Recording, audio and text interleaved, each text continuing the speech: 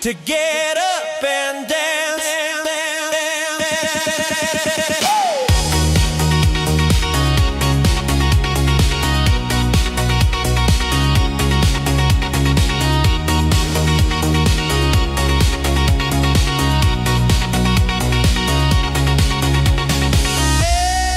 Everything new I learned through you. Everything I see reminds me of girl, you're my roller coaster. Girl, you're my chicken sandwich. Baby, you're my Cincinnati. You're everything I need to get up and dance.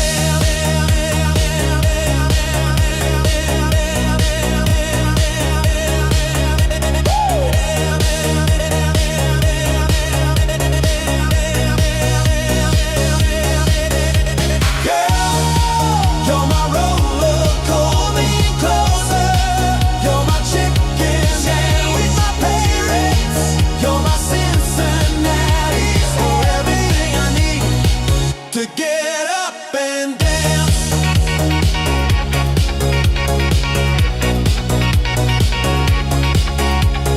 Dance.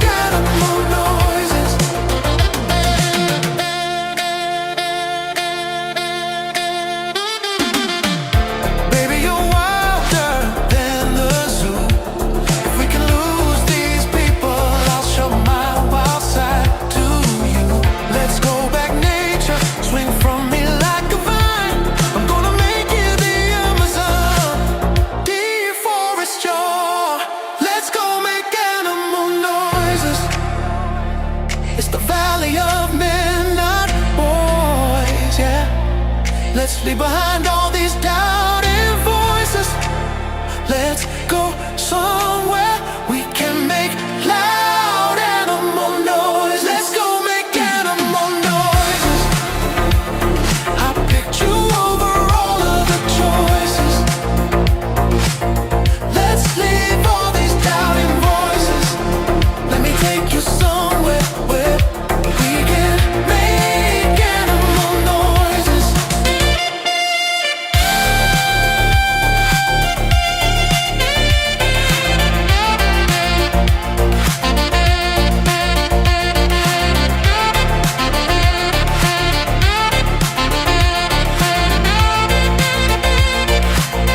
Let's go make animal noises.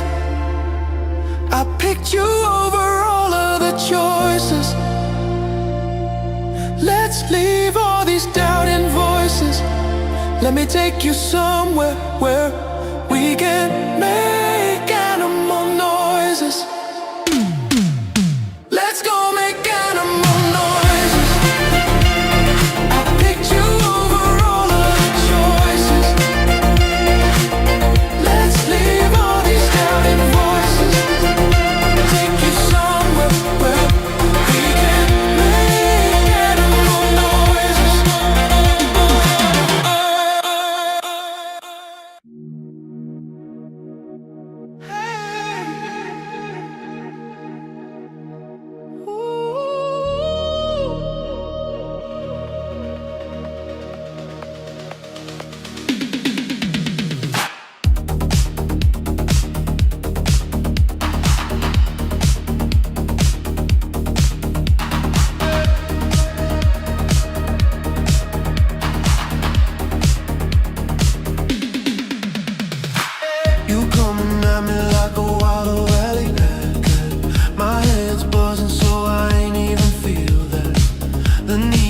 words have gone straight to my head. You asked me to repeat myself, but you already know what I said. Take a step back, you cool alligator. I tried to be friends, but you snuffed me at the cradle. Punch a sock and lock it, you don't own the table. You're about to learn first what they told you in my fable. Does the sky ever answer? Or are we just lost in the race? Or are we chasing those flickers in cold outer space?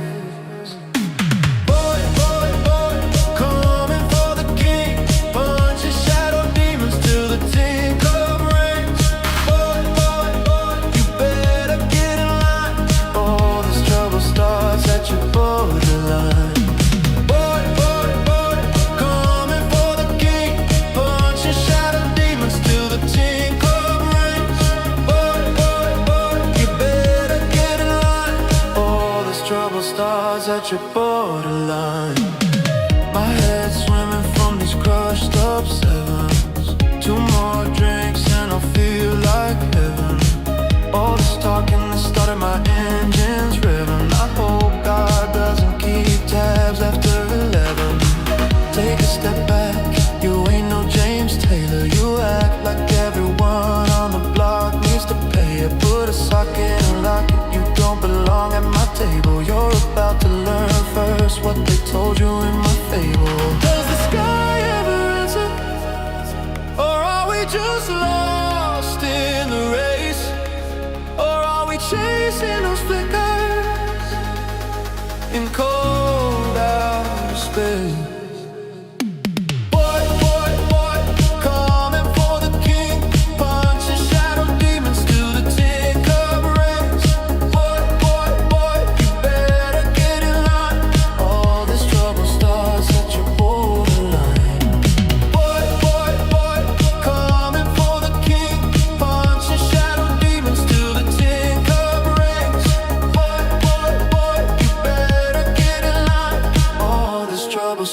At your borderline.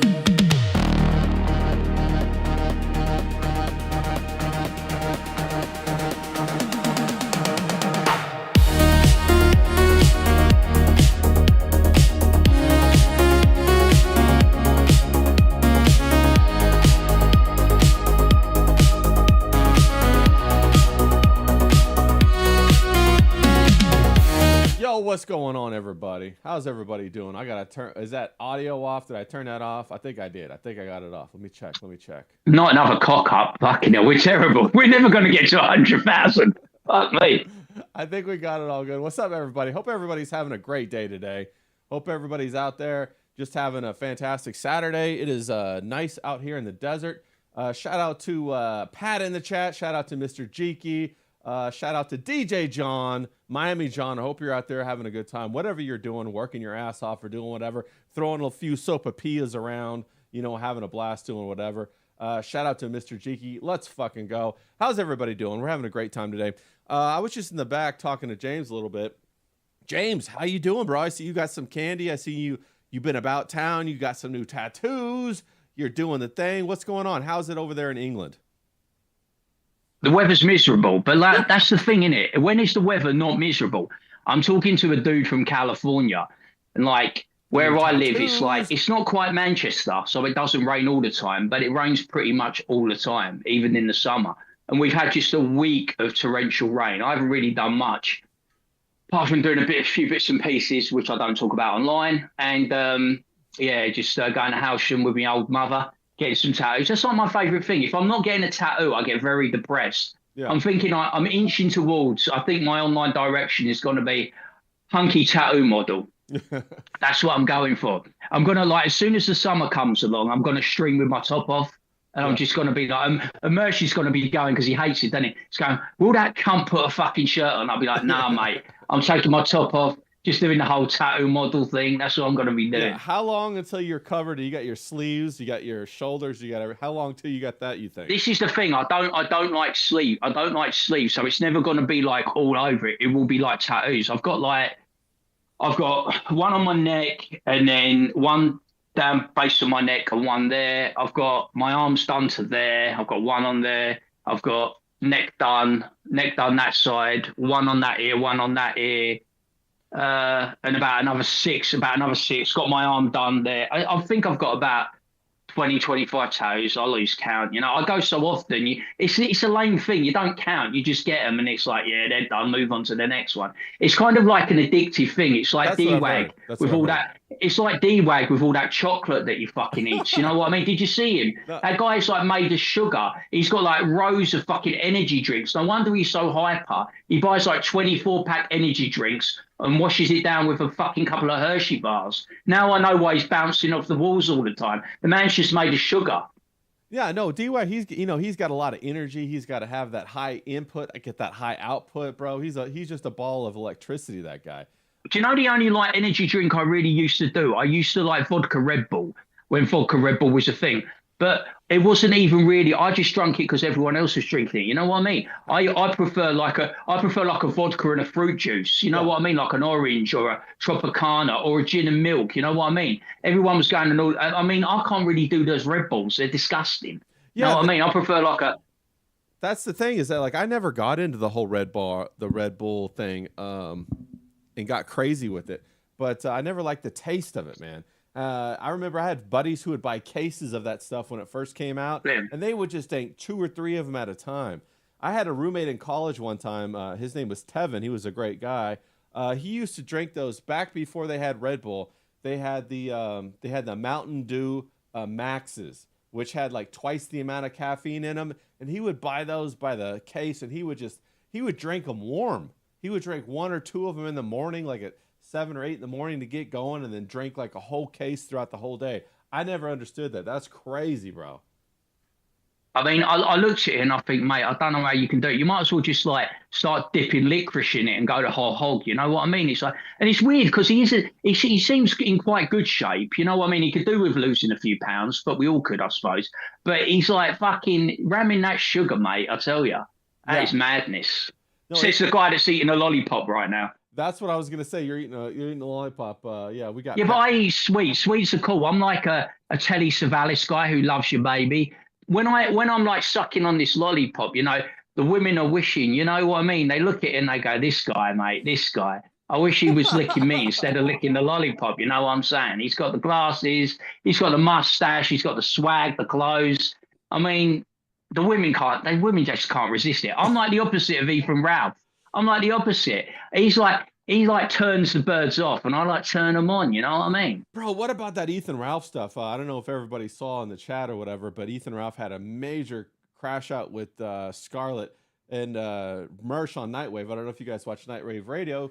If you're up late at night, you guys should watch Nightwave Radio on Rumble. He's also on YouTube, but it was Mersh. He was covering the whole Scarlett thing, and it was wild. She just talked nonstop for 6 hours. And the reason why it was so fascinating is because she just beat the shit out of Mersh. I mean, not Mersh, but beat the shit out of Ralph. And you could watch Ralph go lower and lower and lower and lower in the stream. What did you think about that? I know you saw it. That was crazy. I think it's amazing that like Dr. Till and Mersh are just they must be making dollars, you know, or I say pounds. They must be cleaning up. Because this is like manna content from heaven, isn't it? When you get a guy like Ethan Ralph, who's built this, he's got a reputation that's built on sand. You know what I mean? I'm like a ladies' man and all this shit. He's like the biggest simp for any bird with a pulse. You know what I mean? And even his loyal fans like that Adel, what's he like, Adel Wolf or something like that? I don't fucking know. Even he can't be sticking up for him anymore because it's just embarrassing. This guy he was going from like being desperate to wanting her, and then when she was mugging him off, he started insulting her. Did you see when he go, "Oh, this is my ex-boyfriend" or "my ex-lover's shirt," and he turned on a dime? He was like, "Oh, you fucking slag." You know what I mean? He's like, "You're wearing your ex's shirt, mate." No, he's like so up and down. I saw that. Yeah, he's a piece of shit. But we got D-Wag jumping in here. Speak of the devil. Yo, well, look at coming you. To bring what this stream's missing, dude. Look at this Got guy. the full Glowed up. Popping. Glowed up. Now, we were just talking about your diet, bro. You were, you got the Hershey's chocolate? Oh, yeah, the Hershey bars, bro. James ain't bullshitting, bro. But yeah, today we got Today we got some guests. I don't know if you guys can see the shit. It's doing the blurry shit, but we got a couple fur guests here. Oh, you got the dogs? Yeah, no, yeah. Oh, you babysitting So yeah, the I'm dogs. babysitting. You little dog sitting action? Yeah, little dogs sitting action. So hopefully I'm not too bad echoing. Let me know. I'll bounce out, but I just wanted to come on here, holler at my bruvs, holler at the people in the chat, and yeah, see what's popping. No, we were just talking about that Ethan Ralph shit. Did you see all that kind of stuff with Scarlett and all that, bro? That was No, I heard wild. so the Ralph and Mel, he ain't got no game. No, man, he was trying to, Scarlett. So are you aware who Scarlett is? She's that. I do know who Scarlett is. Yeah, I am aware. For people in the chat, she's like a porn star that has had some kind of drama. And James, you were saying that you don't like the Dabbleverse, but you love the spinoffs. They're your favorite soap opera. It's like, you know when you watch like so take Game of Thrones. Game of Thrones went down the toilet, didn't it? Yeah. But I quite like this new thing, this Night of the Seven Kingdoms, and they got a few cool characters in there. I kind of like it.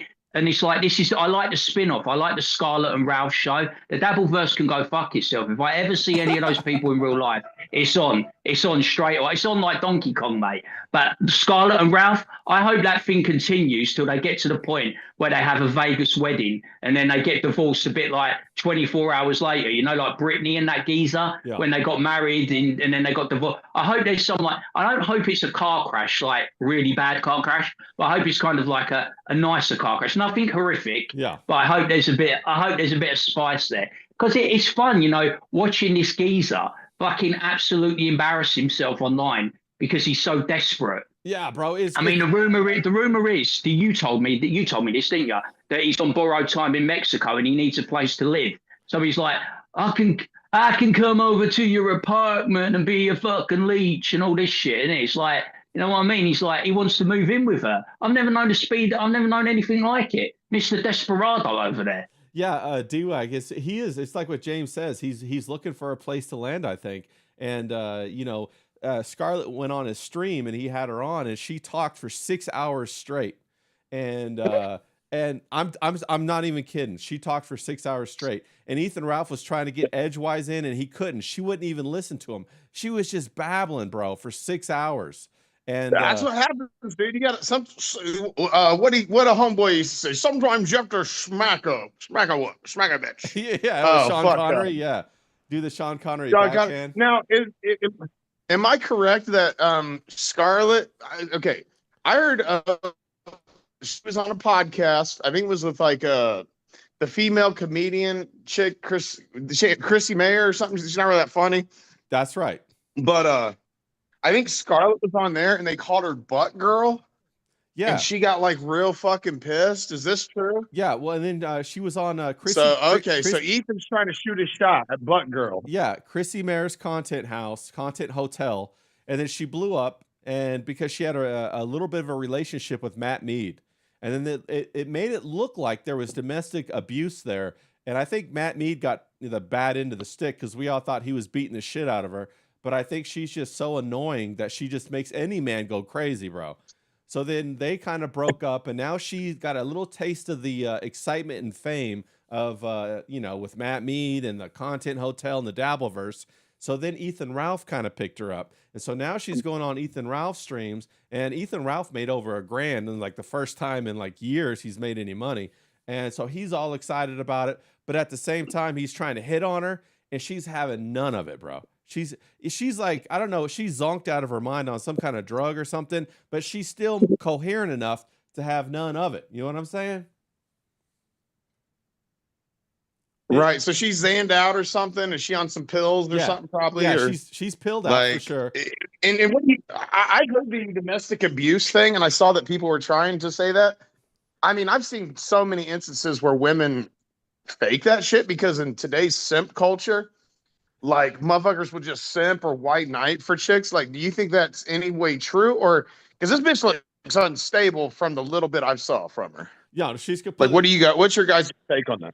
What do you think, James? Do women make up the domestic abuse allegations in order to get attention nowadays? What are your thoughts on that, James? I'll tell you, I reckon that's Scarlett because he'd still hold a conversation when she's deep throating a black guy. You know what I'm saying? It's like mad, isn't it? She could do anything. But no, it is true. I think a lot of guys online, it's because I think they're starved of women in real life. and there's not so many. D-Wag will know this with Comic Skate. There's not a lot of women around Comic Skate, is there? And when Mint came on the scene, you know, Riley experienced it, didn't he? And Katie did. Mandy Summers. They all get very attached to these women, don't they? Anna, and most of them are married with kids. I mean, they've got no experience of life and no experience with women. And if a woman shows them any attention, like highlights their comment, they think they're fucking in a relationship, don't they? And then they'll just be spunking all their money. So I told you with Courtney's stream, it's gone a bit bad with Courtney's stream at the moment, because if I could impart some advice on Courtney, you're streaming far too much. You're streaming like what, 5 or 6 times a week now. The world's drying up. You should roll it back a bit. But the guys in her chat, they give her super chats. They buy her clothes. They buy dog food for her animals. You know what I mean? So she's got them wrapped around her little finger, maybe the girlfriend game. Yeah, it sounds like a girlfriend experience. What were you saying, D-Wag? I said, I don't know. I don't know if it's all like, I don't know if it's like a majority of the guys. I do think there is a large portion of these guys who might be doing that. What James was saying, like, you know, like buddying up to these chicks. I do think it's a large portion compared to like everyday reality. But I don't know if it's the majority of guys. I think it's just enough though of where you can spot it. I don't know. I'm curious what the chat or what you think, Ray. Like, yeah, I think we got King Yeti in the chat. He just said that Scarlett is a doppelganger of his ex, except she stabbed him twice, and Scarlett is only dumber somehow, but also crazier. So you know, that kind of goes exactly with what. What a lucky bastard, man. I would love to have that kind of love in my life, where she loved me so much she stabbed me. You lucky bastard. Dirty dog. That's pretty crazy. You dirty dog. I think, you know, to your point, D-Wag, I think most women are, especially the younger women, are all on social media. They're all kind of these social media type of women that are getting attention, you know. And I think every guy on, you know, the internet, that's kind of, they're all kind of, we you know, most guys come on the internet because they're having trouble in the real world. You know what I'm saying? If you're out there and you're crushing it in the real world, what are you doing on the internet? Do you guys think that? Chat, what do you think? If you're crushing it in the real world, you're probably not going to be on the internet. Like, I came to the internet. Yeah, the golden geckos of the world, aren't they? The golden geckos of the world ain't hanging out online all the time, are they? Right. They're fucking doing blow. They're smashing supermodels, Right. and they're making fucking millions on the stock market. Right.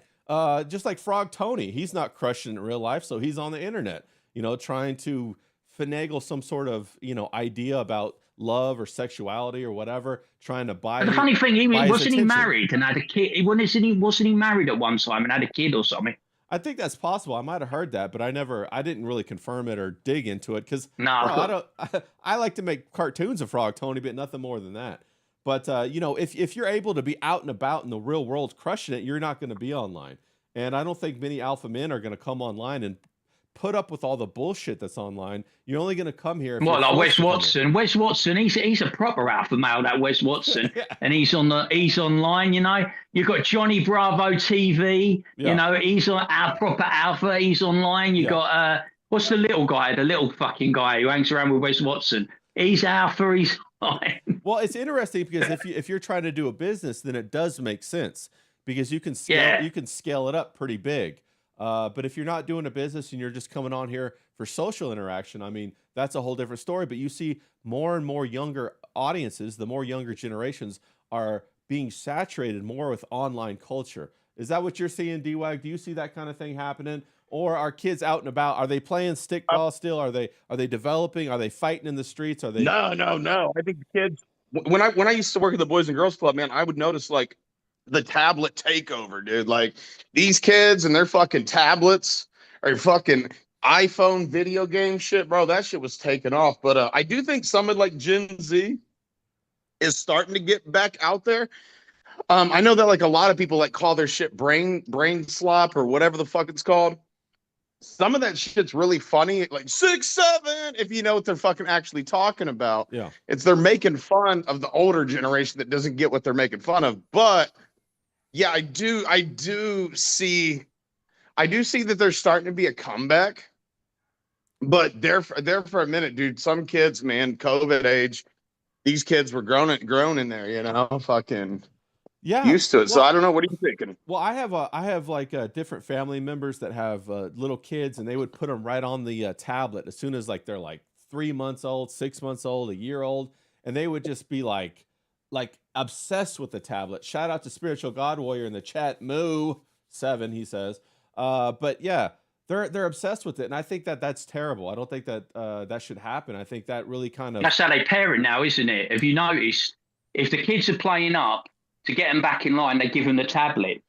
yeah, So the kids know to play up to get what they want, which is the tablet. yeah. My little cousin, he would always play up, right, to get, you know, this DS. It was like, you know what I mean? I'm going to play up. I'm going to kick up a stink. I'm going to ruin mum and dad's day. And I know if I do that, they're just going to want me to calm down. So they'll give me the DS or the Switch or whatever it was. Yeah. He's probably got a Switch too now, the little rich bastard. Yeah. He's probably, you know what I mean? But they give him that to calm him down. You know what I mean? It's like what they used to do back in the day. They used to give you like a sweet or a treat. Yeah. You know, you get to go in the cookie jar, or you get a Mars bar, or you get Snickers. That's how they used to parent. Well, now they use technology. Well, you know, the crazy thing is like they're training children to be addicts, basically, like gambling addicts, because that's what they've tried to do. The technology people have tried to make this stuff like it's a gambling situation, that it's always firing off the dopamine receptors in your brain, so you doom scroll. And that happens with kids too, and that has serious consequences on their brain. And it really brings me to my the point that I wanted to talk about today is everything evil? Is everything evil, and why is everything evil? And my second question would be, did the Amish get it right? Like D-Wag, did the Amish get it right when they basically tapped out of technology, bro? You know, they got the good butter, they got, you know, their women popping out 4 or 5, 13 kids or whatever. They got all the guys work together. You know, they got their bowling league. Did they do it right? Look, all right. I'm gonna take this for just. I'm a degenerate. All right, like I ain't gonna lie. Yeah. You know what I'm saying? Bro, MySpace was where the poontang was, bro.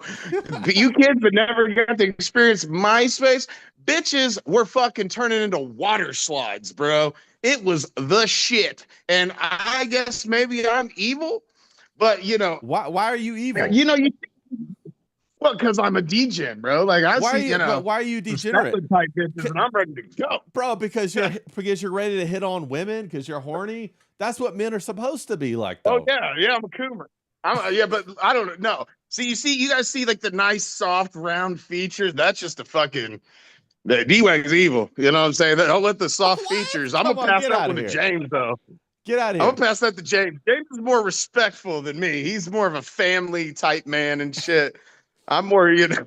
Yeah. All right, James, what do you think? Did the Amish get it right when they, I don't know, if there was like some sort of reset in civilization maybe 300 years ago or whatever, and the Amish tapped out and they said, yo, we're not going through another one of these. No technology here. Did they get it right, or is technology... You know, is it the way to go? What are your thoughts on that, James? I think D-Wag might be a narc.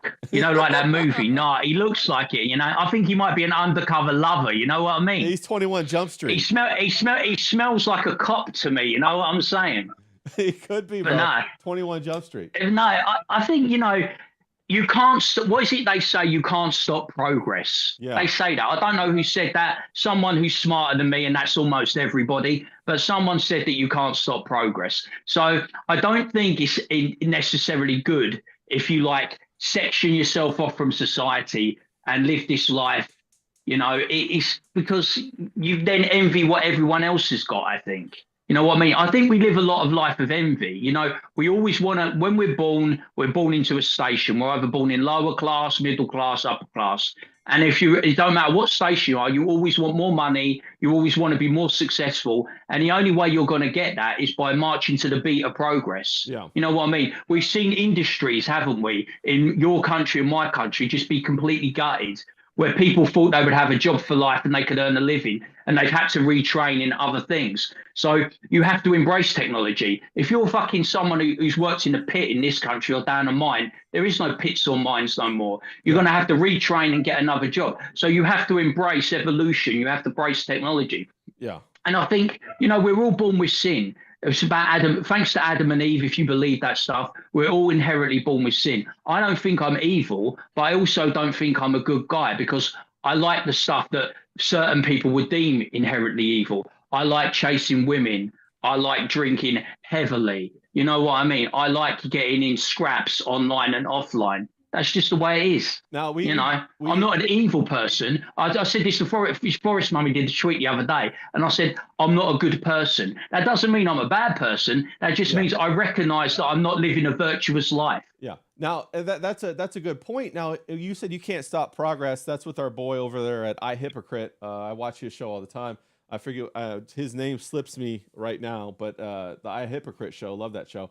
Now, D-Wag, what is it that is progress? We were talking about you can't stop progress. What makes progress happen? Like in society, what is it that determines progress? Do you have an idea? Or man, I don't. Like how how I actually was thinking about this. Okay, good. I was thinking about this the other day, and maybe progression. Maybe we're regressing almost. I was watching a movie, and a little kid had his toy or something, right? And like it was like older, back in the day or something. But like, man, dude, like I remember having like fucking just like one or two toys or something back in the day, and how much I fucking love them things. You know what I mean? Yeah. And now it's like, like once you get all, like I was like sitting there looking at my room in the dumpster, because I live in a dumpster for any of you guys who don't know. I'm just over here at the parents' house right now. But yeah, like I'm sitting there like looking at all this fucking shit I had in my room at the dumpster. And I'm like, I don't give a fuck about none of this shit. So I don't know, man. I really don't. Maybe like some human bond thing. I don't fucking have any clue.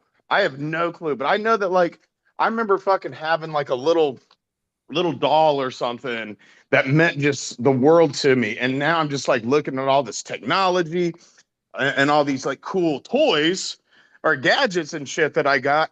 And I don't get He's not a toy guy, you see. Fucking hell, man. What, James, you didn't have any toys, James, when you were growing up? Yeah, but you grow out of childish things, don't you? As soon as you get your first sniff of pussy, you don't want to go back to toys, do you? Yeah, no. That's my experience. Women are the toys, aren't they? Yeah. It's like, when they say people have a type, I don't have a type. I'm like, when you get that bag of sweets and you've got all the different varieties and flavors, like a bag of Haribo Star Mix. I like all the flavors except for black. I don't like black flavors. I don't like black flavors. Don't like licorice. But I like all the other flavors. I like the blondes, the brunettes, the gingers. That's how I see it. I want to have it all. You know what I mean? Now D-Wag, this is James telling you to grow up, but he's sucking on a sucker. Just keep that in mind, okay, buddy? I mean, it's reminded me of what Shane Gillis said on his comedy special. Something like, we're all our mama's gay little boy until we get our first, like, JO session. Yeah. Before we hit a crank sesh for the first time, But yeah, your mom's like, come here, dance for the neighbors and stuff. And you're over there doing a little gay little dance. Yeah. No, I think James might be onto something. Now we got Spiritual God Warrior in the chat, and I think he said something really good. He said one of the cool things about Orthodox keeping the Sabbath is the kids don't get any technology for an entire day.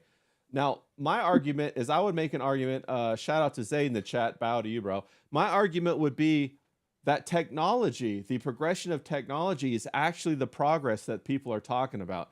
And that's the thing that is like the minute hand on the clock that cooks society. Like, for example, if you go back like into the 70s, right? That was probably the peak era for technology in relationship to human experience. But then as technology kept growing, the human experience started to recede, started to go back until we're at where we are at today. What are your thoughts on that, D-Wag?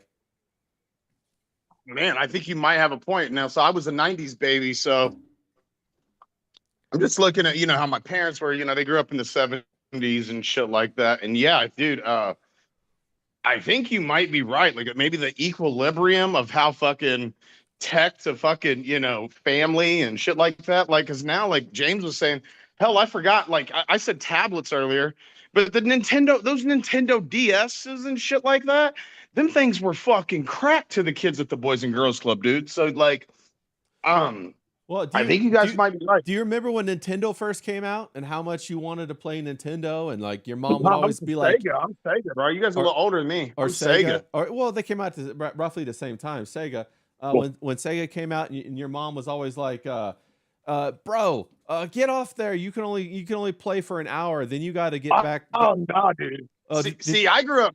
My dad was an alcoholic, and he actually pawned ours yeah, and shit like that. But yeah, I remember having like Alt Power Up, Altered Beast, yeah, I remember dude. that. So like, yeah, I had a DGen like childhood, but yeah, like I was pretty much allowed to do anything and everything I wanted to, and I don't, looking back, I don't know how good that was. No, it's Yeah, not. It's no, not good. Yeah, it's not good. Because you should be out there learning how to interact with the other kids, understanding social hierarchy, getting social skills, learning the consequences of the natural world. It's like Spiritual God Warrior in the chat. He said we're disconnected from the real world, where our food comes from, our hunting, our fishing, agriculture, and the physical labor. It's become foreign to us. And those are the things that teach masculinity. James, do you have? Well, Yeah. what I want to know about technology, this is the thing that I'm really looking forward to with technology. I remember when I got my first blow up doll. You know what I mean? And I want to know if the AI girlfriends are going to be better than the blow up doll experience. You know what I'm saying? That's what I'm really looking forward to. Yeah. Seeing what these AI girlfriends are like, and if they're better than the real thing. That's what I'm looking forward to. You know what I think is going to happen is I think it's always going to be this perpetual promise, but it's never going to deliver. It's always, I think technology now is going to become this thing where it only teases you about what the potential can be, but it's always going to be monetized. It's always going to be this hidden loot box system, these microtransactions, and it's going to be designed to bleed you dry, your attention, your finances, and your energy, basically, and your time. D-Wag, what are your thoughts on that? Have you got? I only got 8% on the phone, so it's about to fucking. I hear it's you. about to I hear kick you me, beeping but, over there. Yeah. I'm beeping. So I'm beeping. Have you guys seen that shit? That Grok fucking companion shit, dude. That's coming next. You guys That's coming next, bro. Oh, dude, it's already here, Bro, remember the Joaquin Phoenix movie Her, where he fell in love with his? That's what they were programming everybody for that back then, and now it's here. Yeah, go on with it, D-Wag. Go on with it. Yeah, man, dude, that shit, James. Don't get a fucking iPad, dude, because that motherfucking shit ruin your life. Oh, they're having fucking virtual girlfriends. They're like regular girls, but better, dude. Like, you know what I'm saying? Like, you ain't got to deal with all the fucking bullshit. Just kidding. But well, no, here's the thing about the virtual girlfriend. You guys let me know. I could never go to strip clubs because I always know that the strippers are fucking hustling me for my money. Like, I couldn't fall in love with. I could not fall in love with the illusion that I couldn't engage with that because I was like, this bitch is trying to get my money. She don't like me. Dude, jokes, all jokes aside, and then I'm gonna pass it off to James, and I'm gonna head out and say bye to the chat. Love you guys, dude. Same thing here, Ray. Like, I had buddies that wanted to go to the fucking. They would like, dude, you want me to buy you a dance? I'm like, dude, don't fucking waste $20 because my shit ain't popping up. Exactly. Because I don't like some bitch, you know what I mean? She's got fucking like little toilet paper balls in her booty hole and shit, wrapped up around her hair. Like, you know what I'm saying? You smell a little smell of piss, you know, on the like, and it's just like, yeah, like you've been sweat. Somebody else is fucking there's toilet paper balls stuck in the booty hair, you know. It's like they didn't. Maybe it's just because I got 20/10 vision and I'm just fucking microscoped in on that. Ding. I want to see that cartoon. You're like, boop, boop, boop, boop, boop, yeah. But yeah, dude, I could never do it, bro. Like, because I knew this bitch ain't really into me. Facts. And even if she was, like, she's just the fucking town bike. I don't give a fuck. Yeah. You know, so like all jokes aside, I like playing the simp shit better. It's funnier to do that. But I like the little booty hole, you know, whatever. But James, what's up, man? Do you like toilet paper booty holes? No, James don't go for that either. James, what are your thoughts on that whole, you know, you go to a strip club and you watch the girls and they're trying to like manipulate you. And so like, I'm like, bitch, I'm not going to get hustled. You know what I'm saying? Oh, Well, mate, I'm tight as a duck's ass when it comes to money, so I Yeah, ain't giving it to some facts. whore. You know what I'm Yeah. saying? It's like, but it's like there's two different kinds of people in there. There's people like us, and then there's people like Ethan. I think people like Ethan Ralph fall in love with every stripper they've ever met. You know what I mean? Because that's like his idealized version of a woman. You know what I mean? She's kind of trashy. She's kind of easy, but not. They kind of like that thing. And like I said, they're selling the girlfriend experience. Their whole job, right, is to make you think you've got a chance and extricate as much money as they can out of you. You know what I mean? They don't want the poor people, they want the sharks. Yeah. And I'm like, I've always thought about this. How humiliating it must be to be married to a porn star. Because you're probably the house husband looking after the kids, and then your wife comes back and go, how was your day? Oh yeah, I fucked 10 black guys. You know what I mean? And then you've got to get in there. And like when you get in the bedroom, she's like, "Oh, do you fancy a go now, darling?" Well, not after you've been with 10 black guys. I don't. You know what I'm saying? It's like it's Yeah, not really my it- cup of tea. Like sloppy I seconds, feel but like like, I feel like this is a universal thought amongst guys. But I watched that whatever podcast, and all these fucking corn stars and shit. Why does it matter? Men are insecure. Like I'm not tripping when I think every guy has that same thing. Like a chick's like my past shouldn't matter. Does that matter to you guys? Like I'm passing it off. I got to bounce because like I said, my shit's about to die, but I'm not tripping, right? Like when like that shit does matter to guys. Am I right? Like I know some guys don't care, but I feel like those guys that don't care just can't get buns. No, facts. D-Wag's like, I'll ask my question and hang up and listen for the answer, like the old school radio. Later, guys. Later, chat. Peace out, Later, chat. D-Wag. Love you guys. Love you too, bro. Take it easy. Yeah, love you guys. What are your thoughts on that, James? the cat, he's still fucking there. He ain't never going. He's lying. I ain't fucking. Look at it. It's his energy, mate. This is what happens, right? Before he came on stream, right, he got a big old Hershey bar and dumped it into a fucking energy drink. And I'm just like, I'm just going to sit back and let him rock. You know what I mean? Because he's an entertaining guy. I'm just going to, like I told you, I'm not insecure. This is how you know I'm pure alpha. I'll just sit back and take a back seat, you know, play second fiddle and let D-Wag have the stage. And he totally sold it. You know what I mean? But like, you've got to understand, right? If you do marry a porn star, right, and you do have children, your children are going to suffer dogs abuse throughout their life, not just with school, because they'll only be, because of the progress and technology, they're only a click away. It's not like fucking when it was VHSs and 9mm. It's fucking, you only have to go online and you say you Scarlett Hansen and you'll see her getting railed by 1,000,000 black guys. Yeah. And that could be someone's parent. You know what I mean? It's embarrassing for you. You have to be a certain kind of guy. And I think with my English and Italian, I can't be that guy because I feel like I'm getting cut. I feel like I'm getting embarrassed. I feel like everyone's laughing at me, even though they wouldn't be laughing at me. I just can't get past that. That's not for me. Or they, you know what I mean? I want someone with a bit of respectability. Or they would a bit of respectability. Or they would be laughing at you. You know, there's a lot of people that are, you know, Riley Reid has her husband, and everybody's making fun of them, making fun of that guy. You hear about those other porn stars that are coming to Jesus all of a sudden, and they're like, you know, I don't want to do my porn pass anymore, but they don't give back the money. They keep all the money. They keep their lifestyle. Do you know why Jenna Jameson came to? Do you know why Jenna Jameson came to Jesus? Because she looks an absolute fucking mess. You know what I mean? She got old, she got ugly, she got fat. If Jenna Jameson could have stayed, like if there was a way that you could take a pill and you stay in the prime of your life, or she aged a lot better, you know what I mean? And she started doing the MILF and GILF porn, she would have never come to Jesus. What it is you're trying to like reimagine yourself. Make yourself more acceptable to normal society because you've left the porn industry. But if you can hang in there and do the MILF and GILF porn, then they wouldn't turn to fucking Jesus because they'd still be making coin and they'd still be attractive to the male gaze, you know, you see, in as, the movies. You know, when we're men, we think about the money aspect of it a lot. But I think women think about the attention aspect of it more than the money aspect. And so I think that when women go into like religion, that's their opportunity to get another run at getting attention. And I think that's why a lot of them do that. They go into religion. They all of a sudden have this big story. Now they can claim, you know, and they can use all of their past life experience of the whatever, the porn industry, the drug game, whatever they were doing. And they can captivate an audience and harvest all that energy by saying, oh my God, this was so bad, but I came to Jesus or Islam or whatever. I don't know if you've Yeah. seen that girl, what's her name? Not what's her name, the one that had converted to Islam and now Mia Khalifa. no, Mia Khalifa. not that one. It was a different one, and she was the one that fucked PJ Washington, had his baby, and then like left him or whatever.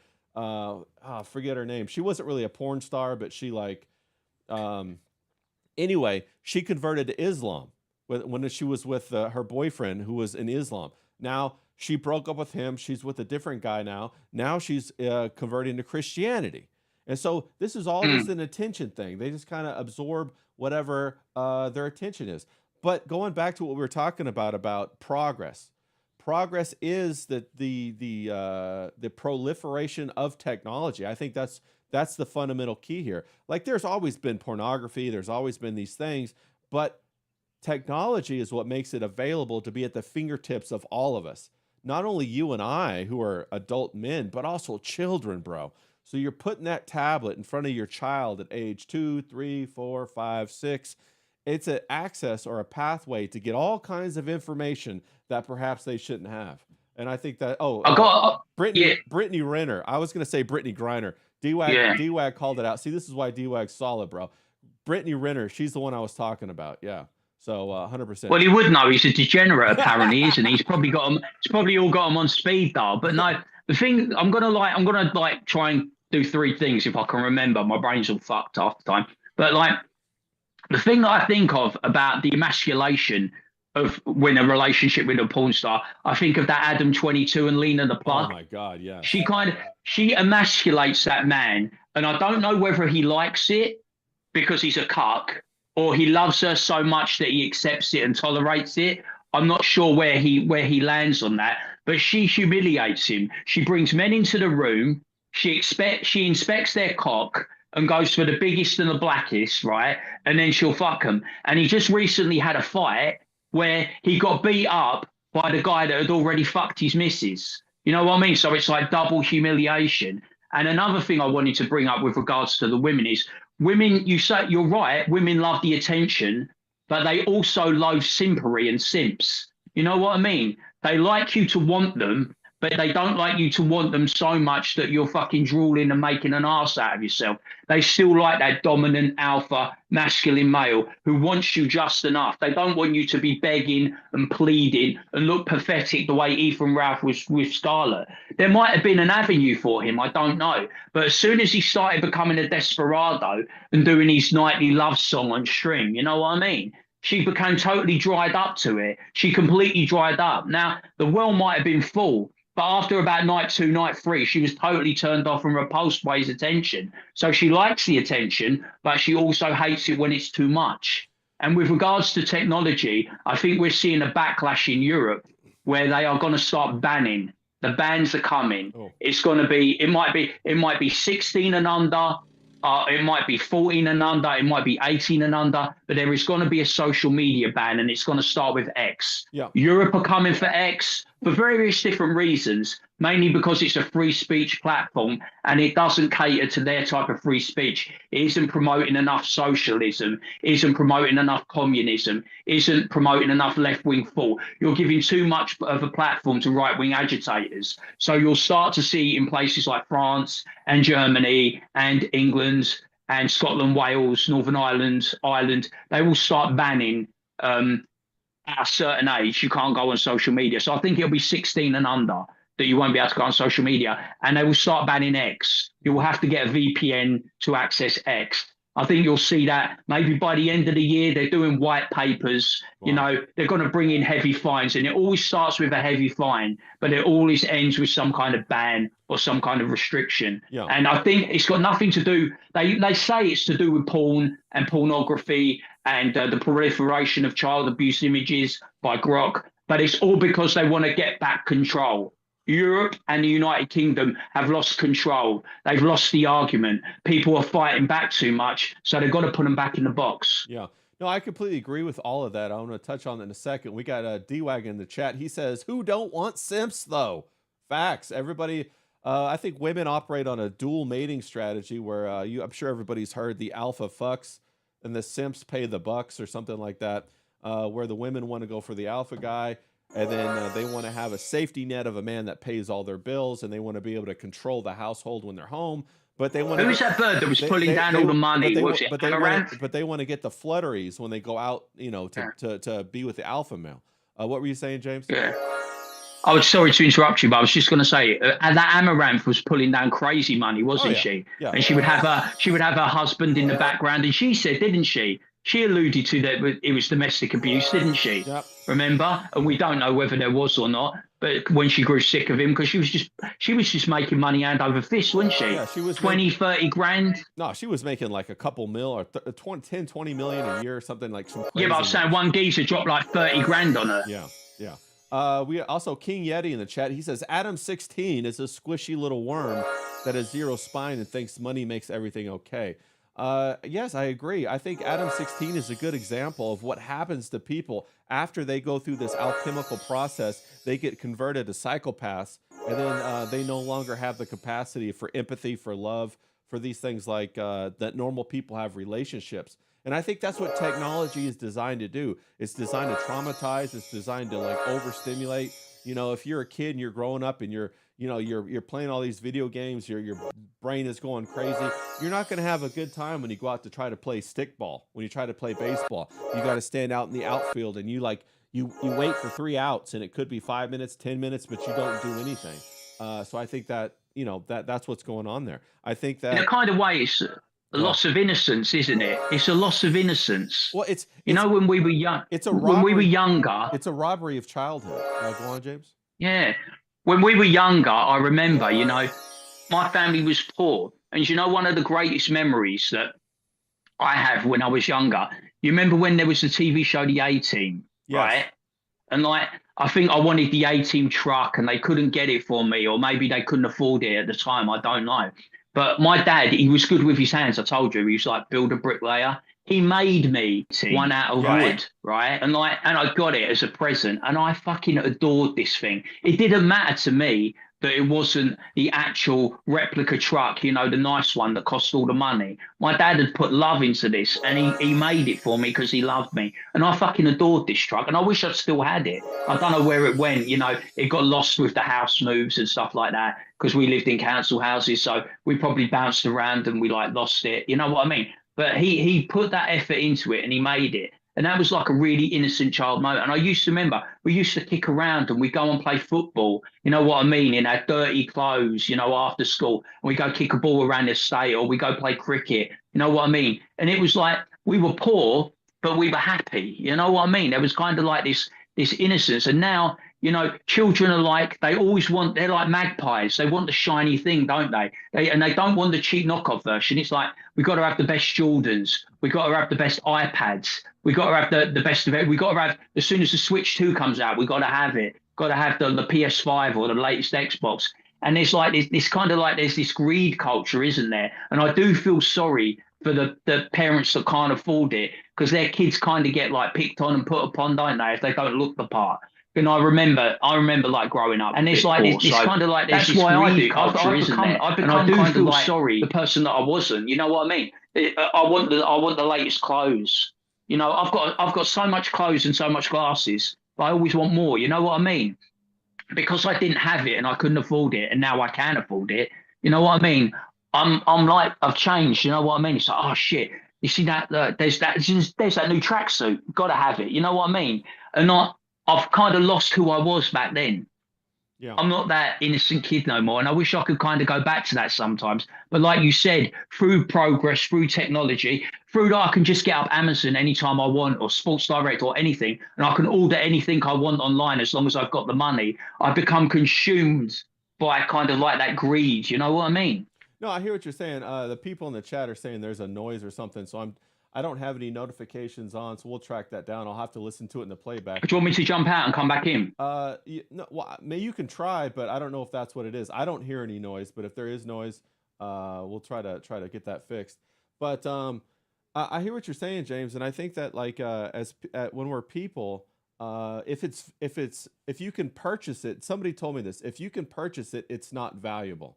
So what they were trying to tell me, the things that you can buy with money aren't really valuable. The things that you can buy with money are replaceable. But things like relationships, like those experiences with your father, those are the things that are priceless.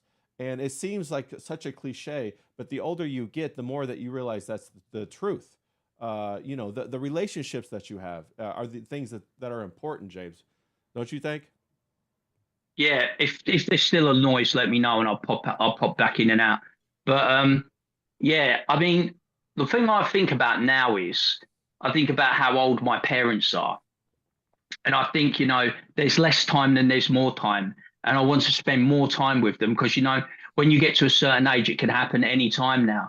And I think I'm trying to build as much memories as I can for the day that they won't be around no more. Because it's not necessarily around the corner, but it's going to happen sooner rather than later. And I'm lucky that I've still got them. But I want to spend as much time as I can with the people that I love so I can have those memories for when they're gone. It'll be something nice to remember. Well, no, and I think that's it. And that's important. And it's like we miss that, don't we? We miss the simplicity. There is some kind of like simplicity that we could get back to that I think we ignore. Well, I think I agree with what you're saying. I think simplicity, to take it one step further, is just authentic relationships. I think we miss authentic relationships. You look at the online community and how quickly people can get cast away as friends. Like you said this before. If I don't like who you don't like, or if I talk to the wrong person, all of a sudden I'm kicked out of the group. I don't know if you had a friend group when you were a kid. You probably did. I had a friend group. We were always friends. We would get in fights and we would, be mad at each other. But then the next day we would be friends again. We would be playing soccer. We'd forgive each other. We don't see that in the online community. As soon as, Mersh does something that Ethan Ralph doesn't like, he's his mortal enemy. Even though Mersh supported Ethan Ralph all the time, forever, even when he was being a fuck up. That's something I don't understand. I don't understand why people would do that. What are your thoughts on that? Yeah, that's the part of online culture that I really despise, because I make a point of how loyal I am. Me and D-Wag always have our little jokes, you know what I mean? But I'm totally loyal to that guy because he's been with us since the jump. Totally loyal with you. Me and you have never had a crossword. You know what I mean? We might disagree on a few things, but we never bring it up. You have your opinion and I'm open to it. I have my opinion. You know what I mean? It doesn't bother me that we have like different opinions. That should be the way it is. I consider this like we're down the pub and we're trying to put the world to right. And if we're trying to put the world to right, it stands to reason as individuals, we're going to have different opinions. You know what I mean? It doesn't bother me that we have like different opinions. I don't understand how like Ethan Ralph teamed up with Ricada to take down Steel Toe, right? And now Ethan Ralph and Ricada can't stand each other. Mersh he was fine. They were fine, and now they're not fine because of a bird. They're not fine. You know what I mean? Right. It's like people that are in that Ripperverse world. They used to like the Comicscape people, but then Ethan kind of like grew a voice and some balls, and now they hated everyone in Comicscape. Comicscape was their enemy. It wasn't Ethan that was their enemy because Ethan was attacking Eric. Everyone in Comicscape got lumped in one package, didn't they? Yeah. So guys like Graham Nolan, Aaron Lopresti, Mike Barron, who else are the older guys? What's his name? I can't think. But the older group, they all got cast aside and lumped in, and they didn't say anything or do anything. Yeah. They were completely neutral. They were like Switzerland. People have a loyalty test. And I very much don't like people who have loyalty tests. I like the people that I like, but if you like a group of people that I don't like, that's fine. I'm not going to say it's them or me. That's the gayest thing in the world. You can be friends with whoever you want and I'll still run with you. I'll be your pal. It doesn't bother me. I don't expect everyone to like me. I said when we started this thing, I'm a very Marmite personality. There'll be people that like me. There'll be people that are indifferent to me, and there'll be people that fucking hate me. And the trolls will come, and the trolls have started to come, and I'm not bothered. Yeah. Let them at it. Yeah, you like the trolls. But no, what I would even say to go even further than that is like when I look at how people develop and how men and women develop, women definitely have this group, hierarchy situation where if you disagree with the sisterhood, you get kicked out of the group, right? That's how women are. Okay. Now I look at men.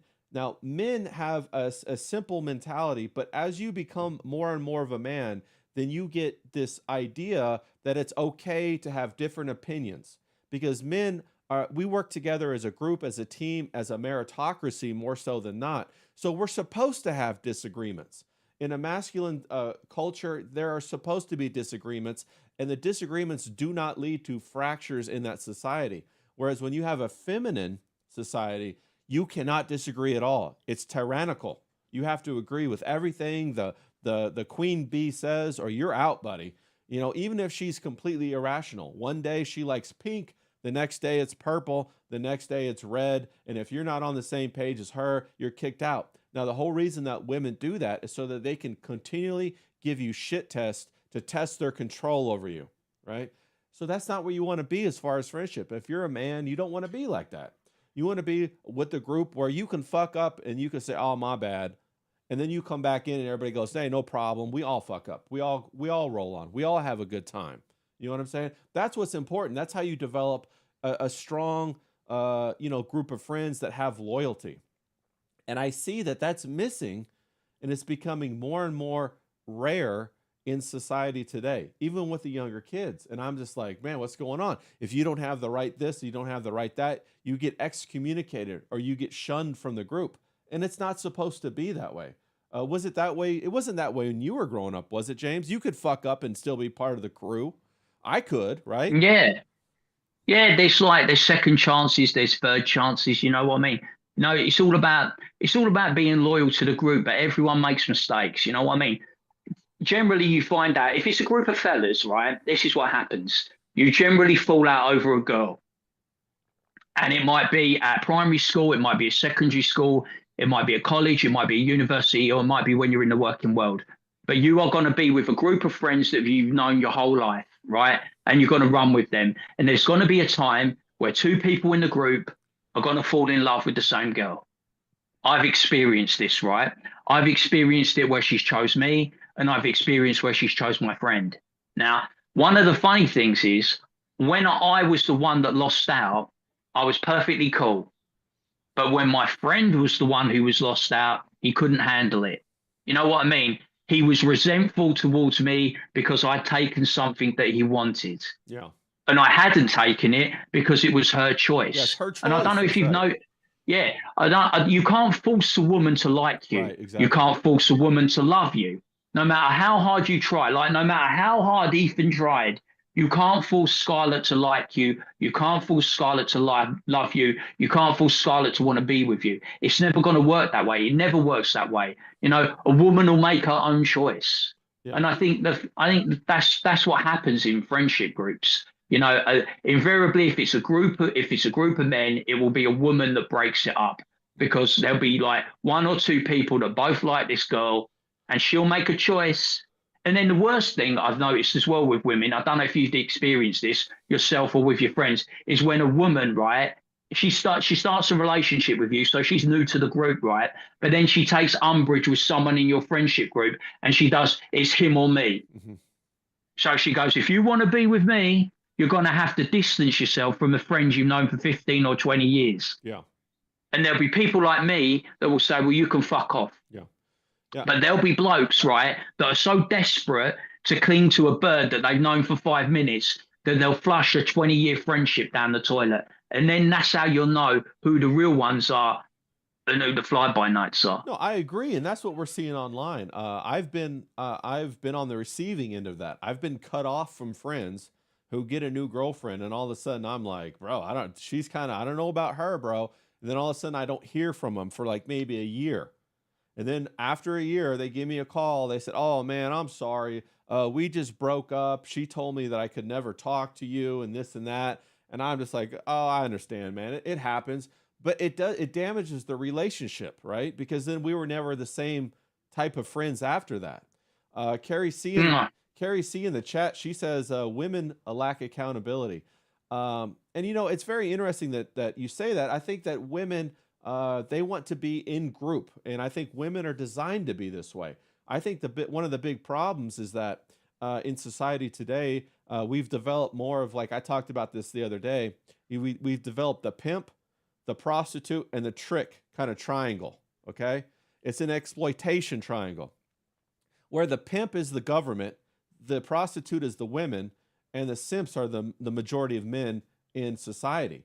And because women have no fault divorce and they get basically, they get monetized and they can make money from divorcing a guy, take all his money or half his money or whatever. And then the government gets a portion of that money that is taken. And so they're incentivized to marry and then to marry and to take, instead of to marry and to stay with. But women are normally very emotional, so they can be empathetic to the children that they raise. And that's very, very important. Yeah, a pimp on a blimp. That's right. We got dry ice in the chat. He says, pimp on a blimp. That's Alex Stein. Hell yeah.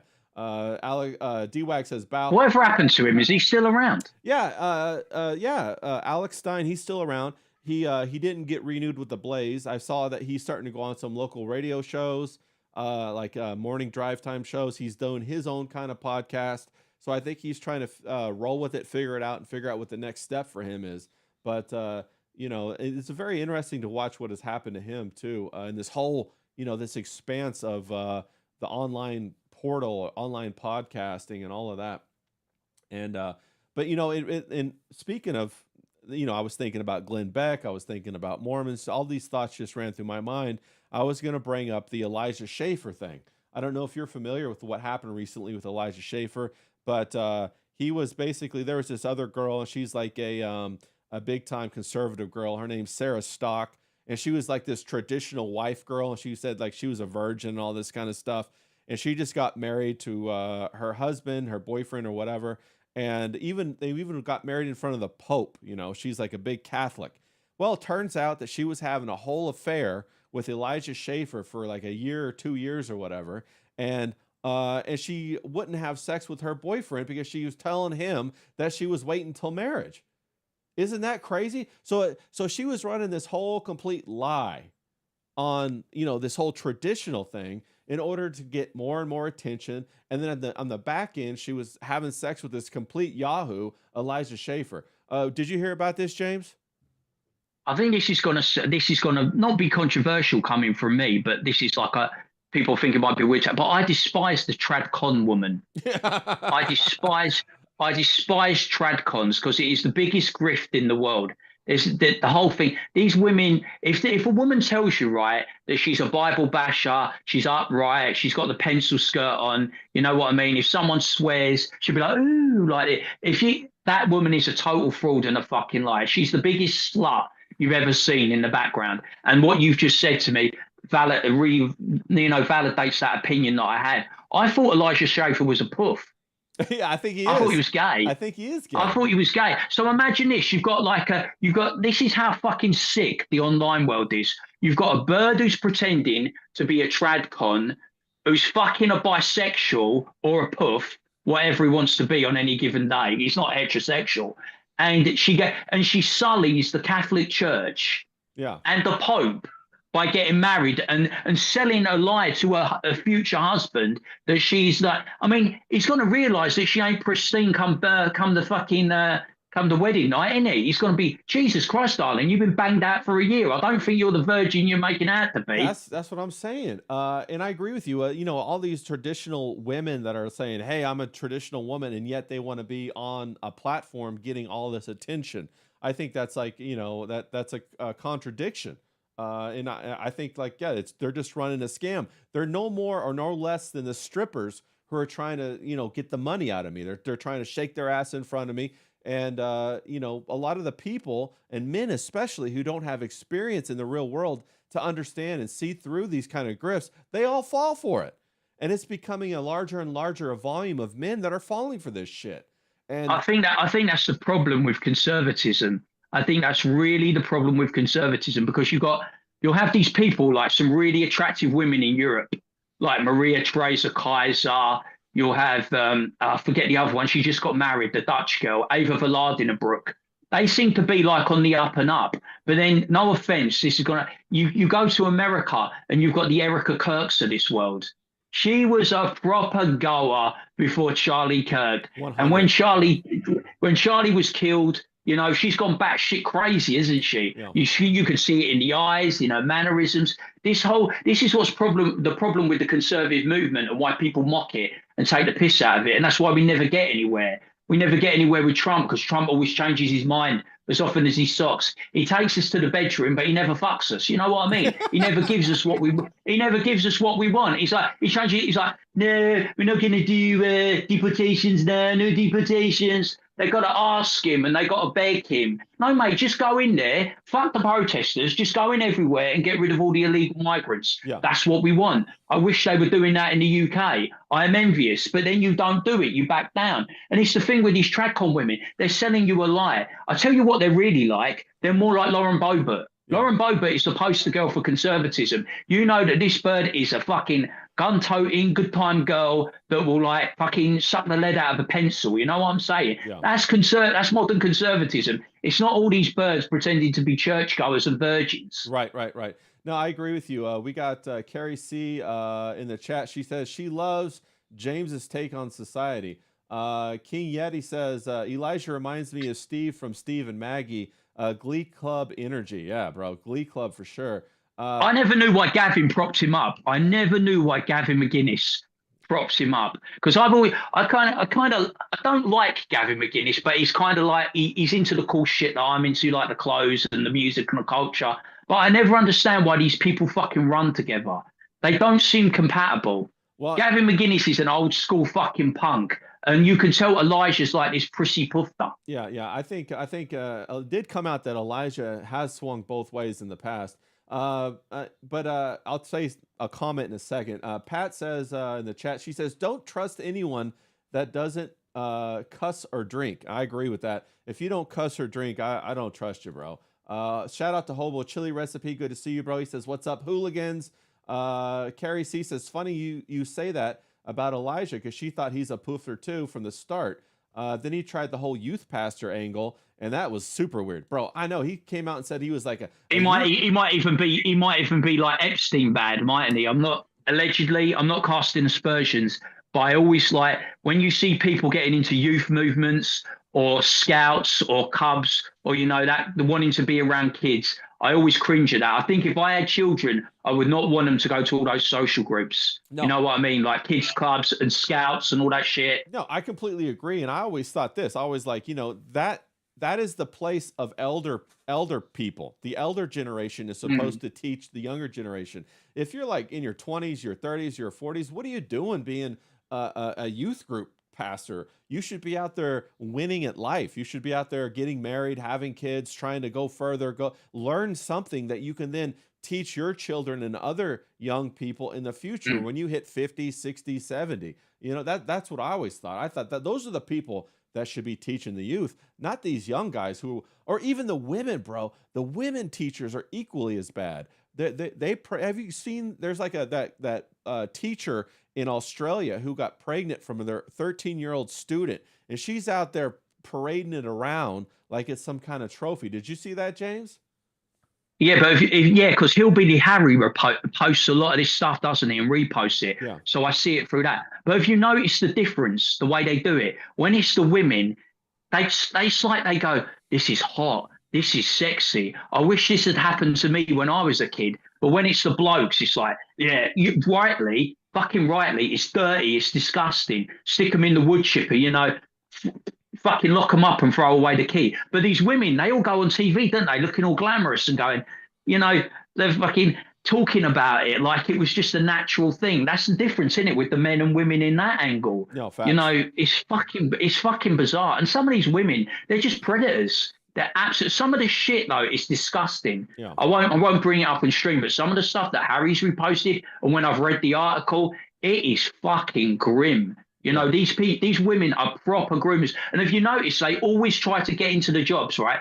They'll always try to be, like you said, youth pastors. They'll always try and work with the scout movement. They'll always try and work with the kids clubs. They'll always try that, you've got a lot of them in like circuses and carnivals. They'll always try to go where the kids are. I'm always very dubious of certain people that work. They're always trying to go where the kids are.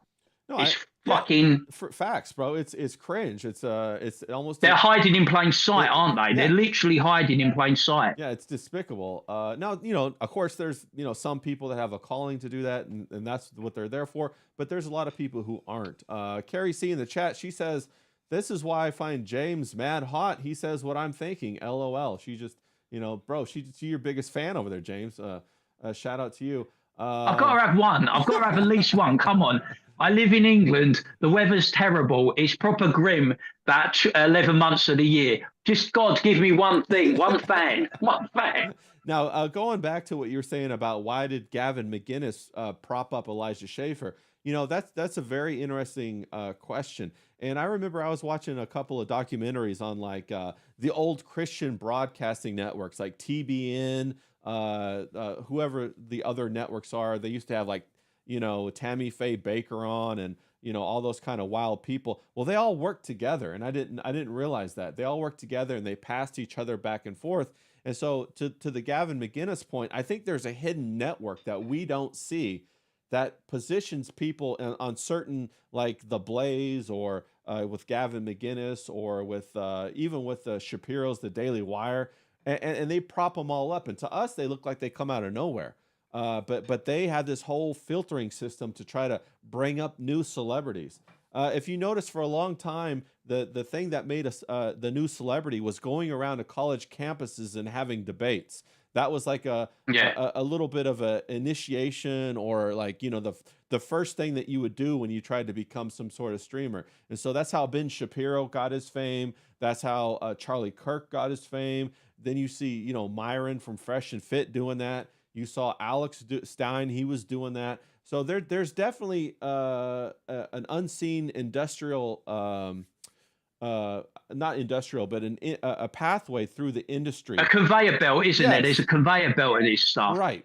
And I think it ties in really nicely with what you and John were saying on the previous stream. And you and me spoke about this online. I was saying I let basically like Ray and John like take over the first hour of that stream because a man's got to know his limitations. That wasn't really my area of expertise. I didn't have much to offer in the conversation, but I was just like listening to it like the chat would listen to it.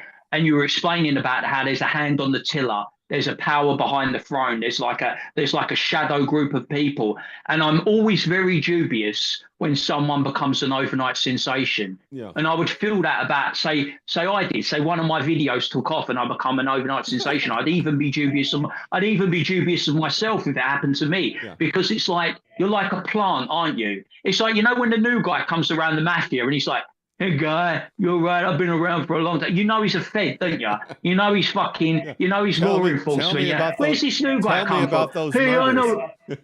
Yeah, I know Johnny from the village. It's like, no, it's like, who is this guy? No, it's like Donnie Brasco. New guy comes around.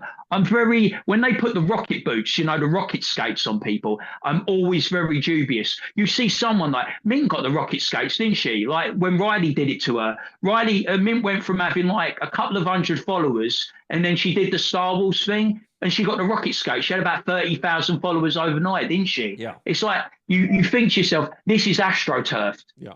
You know what I mean? This is like someone's putting it in. This isn't real. They're just like putting up a new person. And like, I tell you, I ain't going around no college campus, mate. I ain't going to end up like Charlie Kirk. You know what I'm saying? It's like, if they said to me, "James, we want you to be the spokesperson for it," I'm like, fuck off, mate.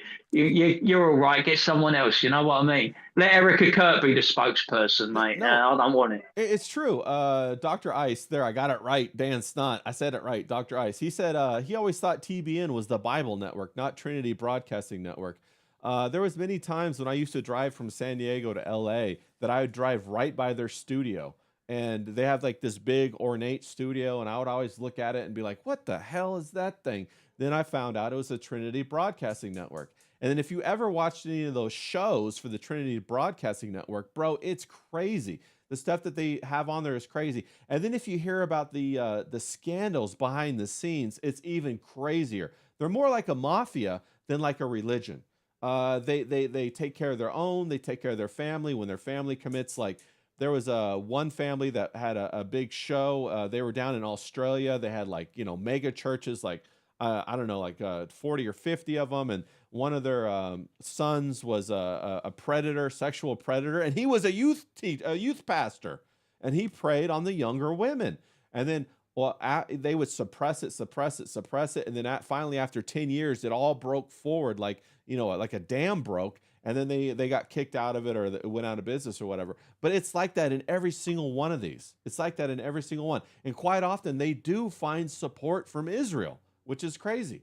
They all get support from Israel in one way or the other. Like they're always talking about what is that one guy's name? His name was just on my the tip of my tongue. He was the one that said that there's demons in the plane. He doesn't ride. He rides only private jets because he's not riding with the demons in the tube.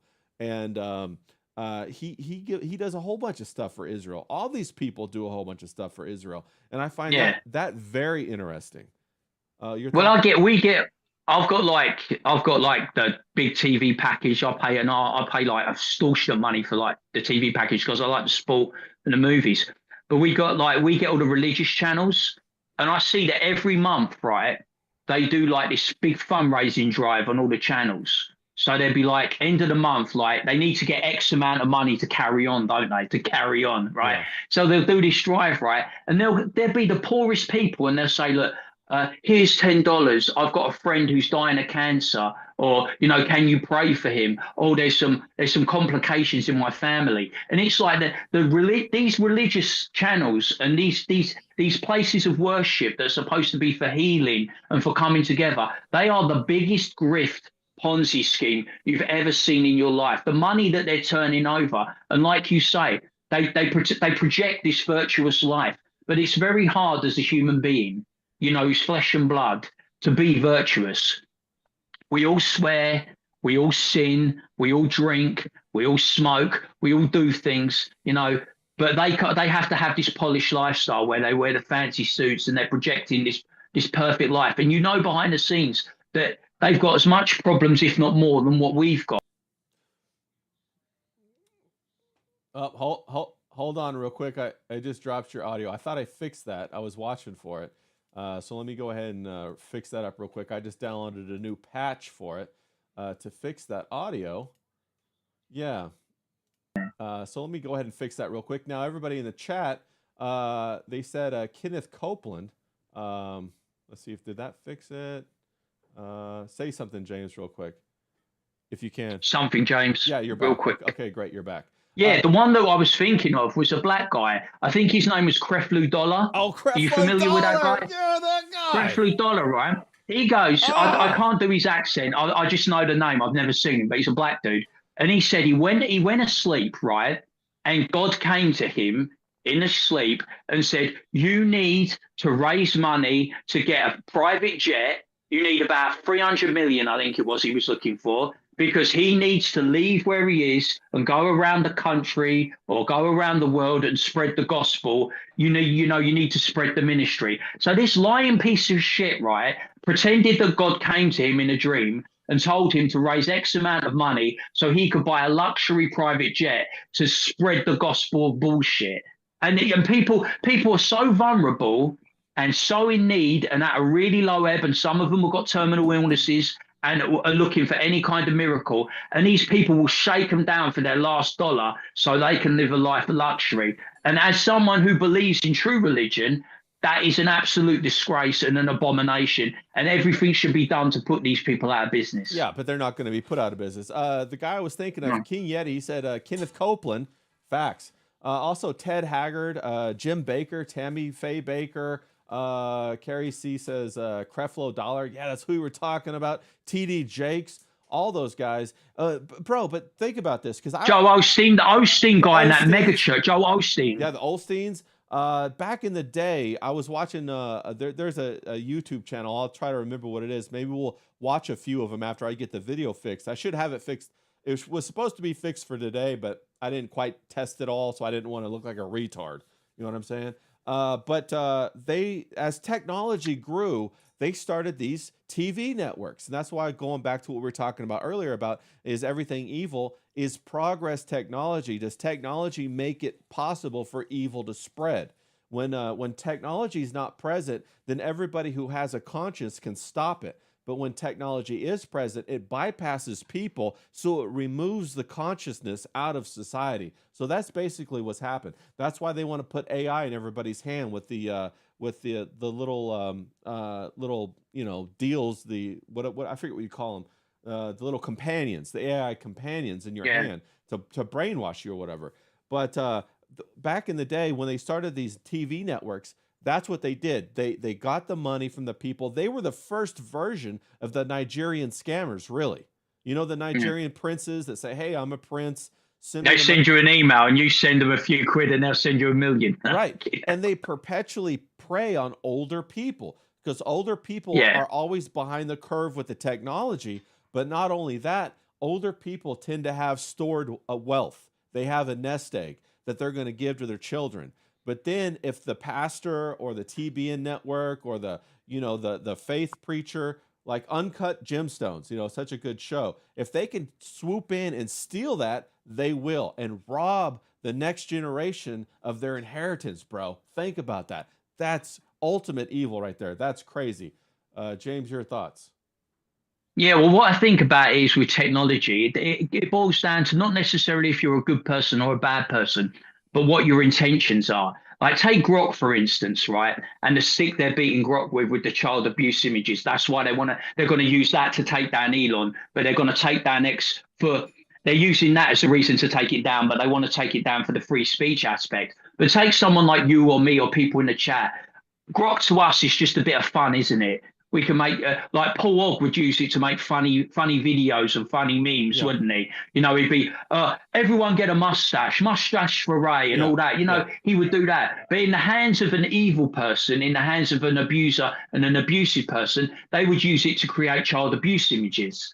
They would use it for nefarious means. You know what I mean? As technology advances, people that are decent will try and use it to advance humanity.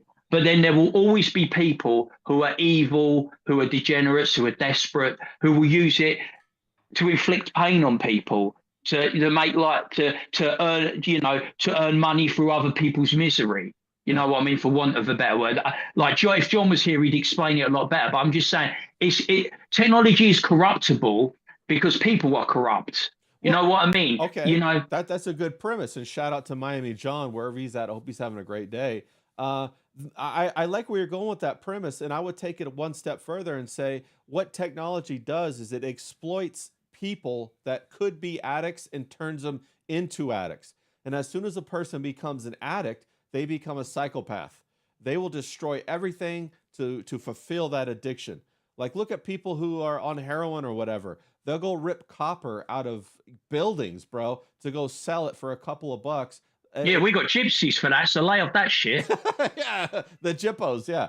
But you see what I'm saying? They'll go through hell just to get a couple of dollars to do their heroin. And you say, wouldn't it be a lot easier if you just had a normal job?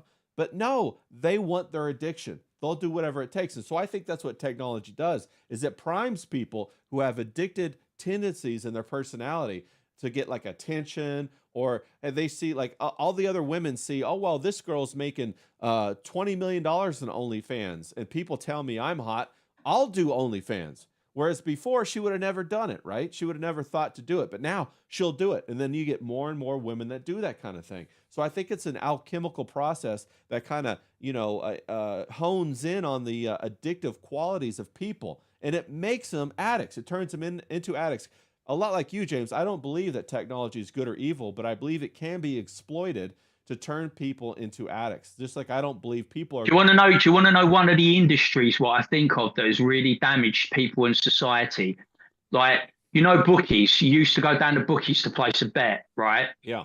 Now, if you think about it, you get your money wired into your account on payday, right, whether that's weekly, fortnightly, or monthly. And then immediately now, every bookie is online. There's all kinds of gambling sites. There's all kinds of, like games where you can, like you said, you can do in-game purchases. So someone who's got that addictive mentality, that addictive personality, they are going to take their whole paycheck, which should be for their family for a month, and they're going to spunk it on betting on horses, or because a gambler will bet on anything. They'll bet on a bunch of rats in a sack. You know what I mean? Yeah. So it's so bad now for someone who's got a gambling addiction. You know, now gambling's come online. They do And it's these things everywhere. over here now. It's everywhere. Yeah, they do this thing where they go drink aware. If you buy drink now, it have drink aware on it. If you buy like cigarettes, it will have pictures of cancer on it. And now they do this thing where they go, oh, set a limit for your gambling. But you know, someone who's a gambling addict isn't going to set a limit. Say he earns like 2.5 grand, 3 grand a month. He will literally put that on he'll put that on roulette. Fucking roulette he'll put that on if he's got an addiction, and he will just destroy his life within a few months. You know, because it's so accessible now, online gambling. And I'm not saying it shouldn't be, but for people that have got addictive personalities, it's the death of them. No, I agree with you. And the other thing too is like you touched on something very important, was the fact that this person gets the money wired into their account and then they wire it out. So they never physically touch the money. So to them in their mind, they never really had the money, or lost they never see it, or even lost it. They never lost it. We got D-Wag in the chat. He says candy cigarettes do slap though. Facts. Dr. Ice, he said Mexico has pictures of cancer patients on their cigarettes too, but they still sell like crazy. Cut the Grass says even worse. Sites like Kalshi let you bet on anything from sports to politics to social media. That's the truth. And also prop bets. King Yeti like that comment, crazy is a bag of rats. Hell yeah, let's go. Colonel Zaid said, if we make it, should we make it? That's a really good question. And I would even push the question a bit further and say, if we make it, has it been made before? And so think about that for a second. I think everything there's nothing new under the sun. You know, I think we've had resets in society. I think that we've had computers 300 years ago. We've had airships. We've had all that kind of stuff. And that's what I think. It's like stories, isn't it? If you take the medium, if you take books, if you take movies, if you take comic books, it's just a rehash of the story that's already been told, hasn't it? Right. And what are we drowned out now? We talk about the advancement in technology. We talk about the advancement in AI. But what are we seeing in the cinema? All we get is remakes. Right. Don't we? We just get fucking remakes. That's what I'm saying. As technology increases, it's an inverse relationship to the quality that's put out. And you can see that in everything. Cars are not better today than they were in the 60s, 70s, and 80s. Like even the Cybertruck is a piece of shit. I don't know if you guys have seen, what's his name, a Whistling Diesel pull apart the Cybertruck, but a Ford F-150 did better than the Cybertruck. Or even of course, the Toyota Hilux. That thing is solid. But I think we got Dr. Till in the chat. Shout out to Dr. Till. Love Dr. Till, Ministry of the Dude. He also does the. Yeah, you should go follow that Mr. Perfect guy on X. Yeah, but he just posts religiously. Follow Dr. Till. Listen to his music. He's the one who does the music in the beginning. Fantastic musician. All right, James, what were you going to say? Yeah, I was just saying you should go follow this guy, Mr. Perfect, on X if you're on X. He just posts religiously classic cars, everything classic. And you look at those sleek, beautiful designs. And one of the things I remember, because I've been in 4 car crashes, right? Back then, right, you know, you had a chance of surviving because I had like nice cars. Yeah. But like if you get in a car now and you're in a car crash, you'll be fucking dead. You know what I'm saying? Yeah. Like the quality of the build, you know, that you had in those 70s cars, those 60s cars, those 80s, the quality of the build is so substandard now. You know, compared to what it was, the design and the quality. Yeah, I got something for you. I'm gonna blow your mind, bro, right now. Okay, I watch a lot of, you know, different podcasts. I'm always drawing or whatever, painting. I'm doing my thing, right? I'm doing my editing. I got my podcast on the big TV. I got Ministry. No life, all online life. It's a tragedy. I got Ministry the Dude up on the big screen TV. Yeah, Nightwave. I'm rarely in the chat. I got Nightwave up there. You know, I'm watching. I got the James shorts on. I put them up. I watch them. Anyway, so I watch a whole bunch of these automotive channels, and they're telling me, they're engineers. They're like mechanical engineers. They're telling me that they are using AI now to make the parts cheap as possible, to make the metal as thin as possible, so it will last the 30,000 miles for the warranty, and then it will die. They're using AI to engineer into the cars and all of the other components, not just the cars, but they're doing it to have engineered obsolescence. so that you have to continually pour your money into these things. Can you believe that? I thought technology was supposed to make our life better, but it's not. It's bleeding us dry, bro. It's bleeding us dry. I'll tell you what, my great uncle, yeah, he's in his 90s now, yeah. He had a washing machine, right, that lasted nearly 40 fucking years, right? Now I've got a washing machine. It lasts about 18 months and then you have to get a fucking new one.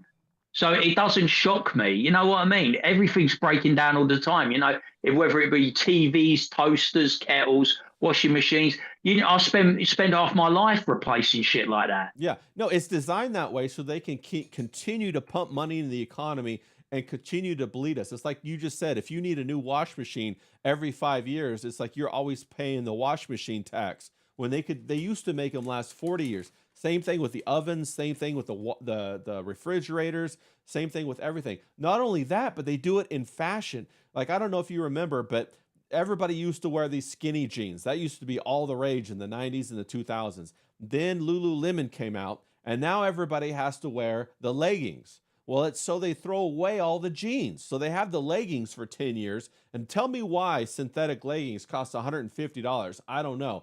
But now they're starting to go back to the jeans, right? So they're perpetually changing the target. So everybody has to throw away their old shit, buy their new shit, and then go with that. One more example before I turn it back over to you, James. The IKEA furniture, bro. If you've ever bought furniture from IKEA, that stuff is dog shit. You can leave it in your room for maybe a year, but don't ever try to move with it. Don't ever try to rearrange your room. The whole thing's going to come apart. Heirloom shit is gone, okay? Now, you should focus on heirloom stuff because that's how you accumulate wealth and maintain it forever. You should buy one set of furniture that's well made by a carpenter and keep that shit forever. You should buy yourself the all-clad cookware that's all sterling silver or whatever. Keep that shit forever. Don't keep buying these non-stick pans that put that fucking Teflon crap in your system. What are your thoughts on that, James? I'm all worked up. Well, I've got that bed. I've got that bed, haven't I, that I've only had about a few months that I've got in the spare room that's just over here where I'm pointing my hand. And I'm like, if I got a bird in here and gave her a good rumping, I don't think it'd last. It'd fall apart on the floor. It's already like rickety and fucking, like, I told you, and to put it together, I had to get a fucking, like, you know, when they drill out, they bore out the holes and you've got to line everything up. It was all out of fucking alignment. I had to get a screwdriver, smash it in with a hammer just to bore out the holes properly and line it up. It's all bollocks. It's all disposable. Right. And it's designed like that. So you have to revisit it in a couple of years' time when it gets knackered. No, you're 100% right. When I first moved out here in the desert, I used to have all IKEA furniture, bro.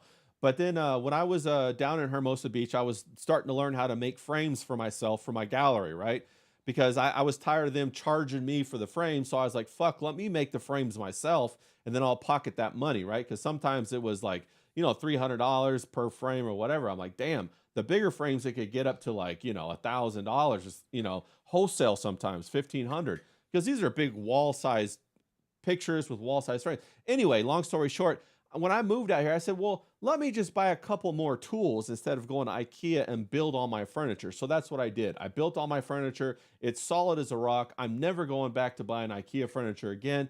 For everybody out in the chat, if you are a carpenter, you know what I'm talking about. If you're not, and go buy a piece from a carpenter, okay? A chair, a bed, whatever. Buy it from a carpenter, and they might charge you more than IKEA. I'm sure they will, right? But it'll last forever. And then after like 5 years, 10 years, you still have that bed or whatever, the dresser's not going to come apart, bro. You could like move that thing in front of the door if anybody breaks in and they could try to shoot through it. It ain't, you know, nothing's going through that thick ass hardwood. That's what you want to do. You want to get the quality and spend money one time so you can keep it for the rest of your life. That would be the little bit of nugget of wisdom. If you don't, we kind of live in a disposable world, though, don't we? Everything's disposable now. On purpose, it's a consumable world, and it's because women consume 80%. You know, they make up 80% of the market. What that means is women are out there purchasing 80% of the shit, right? And so men, they come home, they give the woman their paycheck or whatever, or women just go out and purchase it or whatever. And so women don't want to be bothered with this kind of stuff, and that's fine. It's not in their nature to know about like wood or know about joinery. That's in a man's nature to do. but there's a reason why everybody wants to market to women. It's so they can exploit the finances and keep this consumer economy going, right?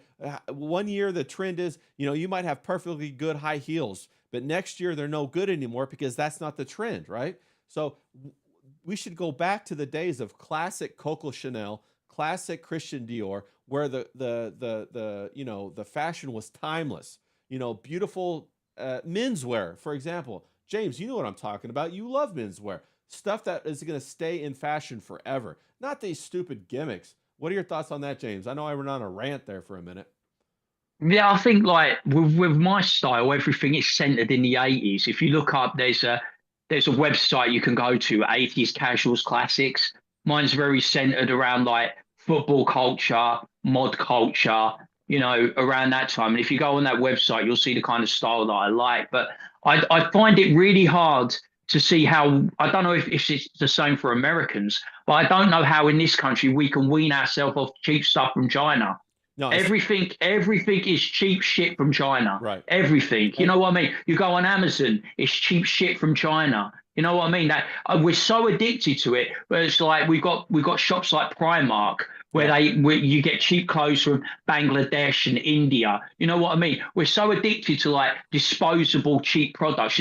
We'll buy a pair of jogging bottoms and they'll last a couple of months, and then we're like, oh well, it only cost us like a £5, £10. We'll go get some more. That's what it's like in the country. We're addicted to like that fast fashion, and then we just like shove it in the landfill. You know what I mean? And we got landfill coming up to here all around the country. You know what I mean? Well, there's fucking mad. There's so much waste, and not only that, but we're actually facilitating the slavery of whatever country that is that we get that manpower from. Like when I've went to China several times, bro. I've been a lot of not all their factories. That's wild, right? I've been to a lot of factories in China, and they basically work for like $1 to $2 a day. It's crazy. King Yeti in the chat, he says Toyota's the only car worth buying, and they slipped sharply in reliability over the past 5 years, especially now that they have forced our banger and V6 with twin turbos. Yeah, don't ever buy a car with a turbo. That's an instant, it's going to put wear and tear on your engine. You don't want that. Dr. I says 3D printed parts. Mr. Jiki says facts. Let's see what else we got. We had a couple other really good comments. Dr. Till said we should make an AI to subvert their AI to make better cars. It's a perfect plan. I think he's being funny right there because I don't think that'll work, Dr. Till.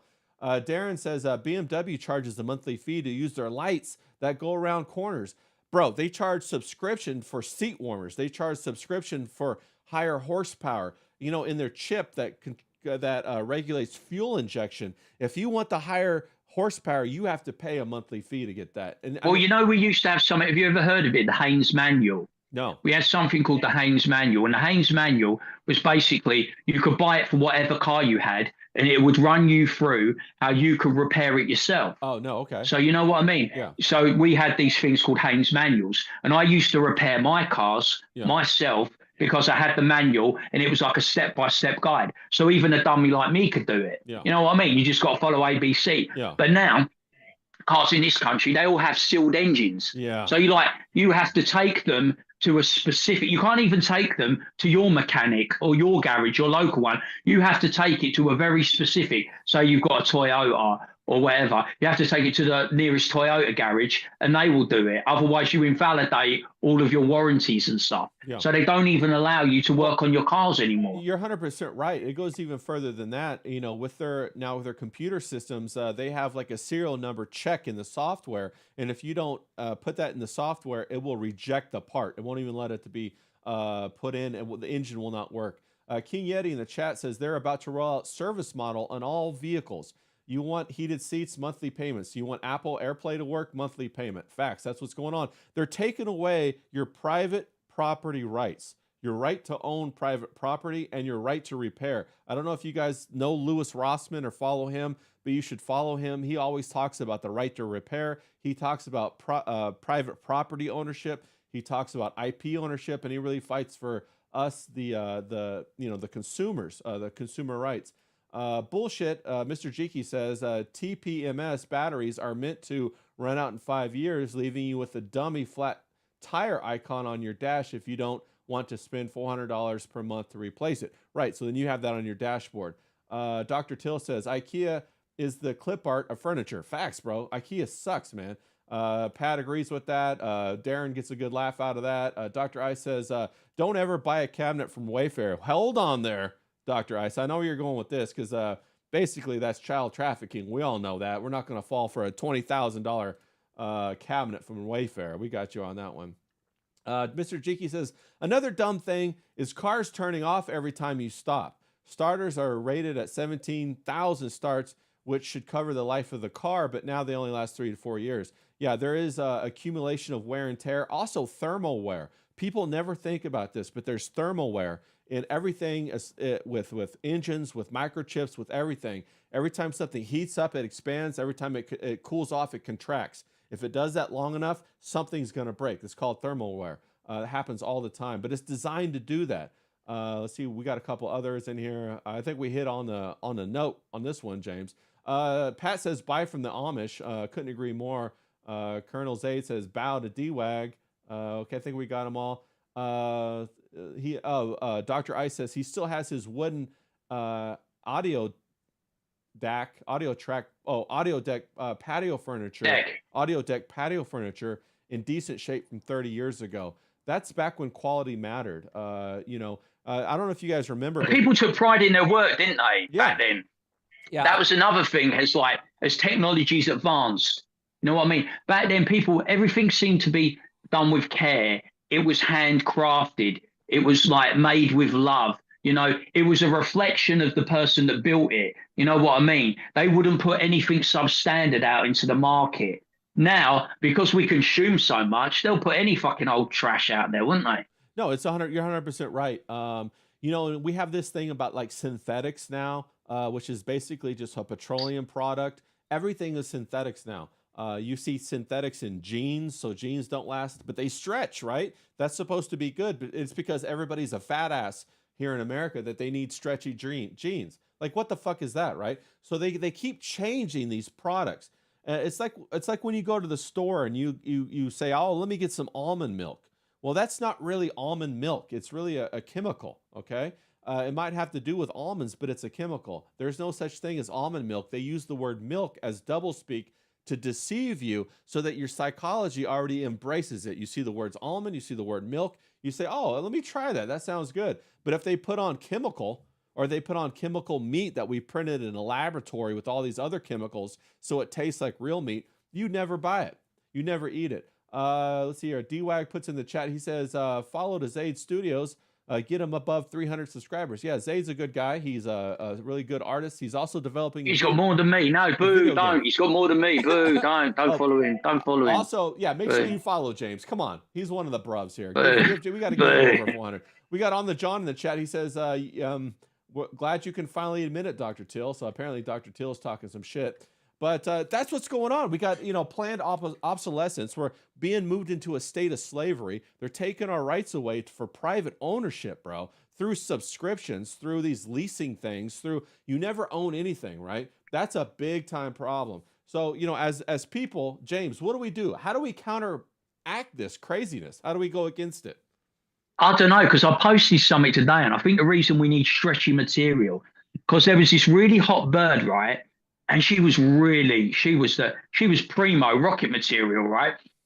And then I looked down and she had an arse the size of a fucking planet. You know what I mean? When did that come in? It was like, she crossed the road on Monday and her arse followed on Tuesday. Yeah. It was mental. What is it with these women and these big fucking arses, man? It seems to be really prevalent in like John's neck of the woods, in like Miami. You know what I mean? Yeah. You got these birds with these fucking arses and the stretchy pants. Yeah. I can't get my nut around that. You know what I mean? That's a bit like, I don't know when that shit coming. Well, that goes back to the fact that like women are just, they always want attention. That's what this has been all about. There was a time when everything was natural, that when there was 3 stages of womanhood, right? There was the maiden, which is when they're young and beautiful. There was the mother, when after they've gotten their man, they've had their kids. And then there was the crone. The crone was the elderly grandmother, right? So after you pass from the first stage of femininity, of womanhood, you're supposed to give up the attention because now your focus is on your children. Then when you go into the later years, the third phase, you're the crone and your attention is on society or on your extended family. You're supposed to have like all kinds of grandchildren and all that kind of stuff. But now we have women that don't want to grow up, that don't want to ever leave that maiden stage. They're in their 30s, their 40s, their 50s. They're still getting their tits put up. They're still trying to compete with them 18-year-old, 19-year-old, 20-year-old women out there. And they're completely delusional, and they're fucking it all up because they're destroying their relationships with their daughters, with their sons. They're destroying society by doing that. And of course, you got the simp men on the other side of that. They're just, wow, she's so hot. I finally got a hot one in my 50s. That's wild, bro. That's crazy. James, your thoughts on that? I could never get my head around that dating show. Do you remember it? It was like, so they'd have the MILFs and the GILFs on there, and then their sons would go to the island as well. Oh, yeah. So they was like, fucking, that was mad.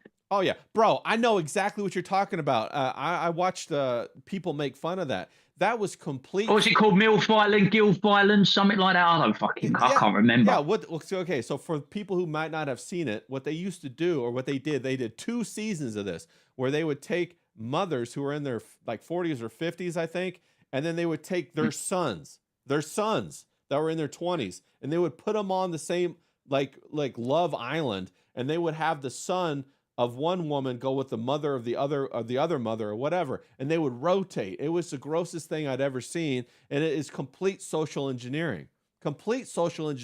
Trying to put that out into society like that's a real thing. Like young men actually want. If you just stayed in the game, 60s. That could have been you. That could have been you. I could have been watching you, not knowing you. So I'd have been like, I wouldn't have known you because we wouldn't have met through online, and I'd have been like, Jesus, there's that guy Ray dating. Well, no. Well, see, if I did it right, it'd be all older men going after younger women. That's different. Yeah. See, that's different. That fits, right? That fits with what society, what the natural, like how to have children. An older man who has resources to provide for a younger woman. They get married, they have children. You'd have been competing with Leonardo DiCaprio because he would have gotten there, wouldn't he? You know what I'm saying? Well, I think he's doing okay without the island, bro. But no, but the other way around doesn't work, does it? When you have an older woman with a younger man, because the younger man's going to want to have a family at some point that the older woman cannot provide. And the older woman is just basically living in a fantasy about whatever she missed out on early in her life, which, we all go through something like that. I would have loved to have had like a mini bike when I was younger. I never got one, but I'm not going to go get one now, bro. I passed the window. You know what I'm saying, James? It's fucking, we're all chasing it, aren't we? You get that nostalgia, don't you? When you get to a certain age, some people become so consumed by nostalgia. I'm not really like that. I'm just like, fuck it. Yeah. Have a laugh, live my life, come what may, kind of like laissez-faire attitude. You know what I mean? It's like, you know what they say, right? They say a lot in this country, you can never go back. And it's true. You can never go back. It doesn't matter whether you lived a really good life, the life you wanted, or you've completely fucked it up. You can never go back and have a do-over. So why worry about it? You've got to worry about the here and now and try and make what you've got now, try and make it better, because you can't change the past. The past is a foreign country. Well, I think you make a really good point. I think that's the whole aim of the machine. That's what I call this thing that we're all dealing with. It's the machine, right? It wants to eat us up. It wants to steal our time, our attention, and our resources, and then spit us out at when it's done with us and we're old or whatever. Now, the machine is always trying to get us live in the future or the past, but it never wants us to live in the present. And so if you look at the technology, it's always designed that way. It's always like, that's what gambling is. Oh, just one more pull, one more push of the slot machine. Maybe I'll win. Maybe the next one. But it drains your present. And so the present is the only thing that matters. And so that's kind of how you defeat this stuff. You cut off the guilt of the past, you cut off the fantasy of the future, and you deal with what's right now in the present. And that's what you have to do. Mr. Geeky in the chat, he says, John Deere, going back to what we were talking about earlier, James, John Deere made it so farmers could not fix their own tractors without going through a John Deere dealer. Farmers are suing the shit out of them. Yeah, I saw Lewis and a whole bunch of people talk about that. And all John Deere does is basically put a software lock on their equipment, so you cannot get it to work because the software disables the entire thing until a technician comes out and puts their special little apparatus on it and puts their code in, and then they can get it to reset and start over again and work. It's garbage, bro. It's garbage. It's enslavement through leasing through subscription. They're repealing personal ownership or property rights through leasing and through subscription. And we don't even have a say in this. That's what I want to say, is that we didn't get a vote about this. This was all done behind the scenes. It's funny that Congress can't get their shit together to build a new highway. They can't get their shit together to build a wall, but they can sure let this kind of stuff happen. They're sure all in agreement about what's going on with the automotive industry or the farming industry, or even the cabinetry industry, the import export kind of stuff. And it's all bullshit, man. It's all bullshit. And I just want to. Well, I live in the country, right? Yeah. And because it's the new year, they've just put all the bills up. So we pay a council tax, right? So the council tax has gone up. And because I live in the country, right, all the roads are broken. You can't get someone to come out to fix the potholes, right? But they've got the audacity to put the council tax up. Yeah. And yet they can't even fix the roads that you drive on. You know what I mean? Yeah. The pavements are chipped and fucked. All the roads, so that when you drive your car over, your car's just getting smashed to bits. Yeah. You know what I mean? Because the potholes and the country lanes and the country roads, man, it's a fucking nightmare. And they got the audacity. TV license has gone up, water rates has gone up, electric's gone up. Everything goes up, but the quality goes down. Right. And that's really bringing it back full circle to what we were talking about this entire time. Is everything becoming more evil?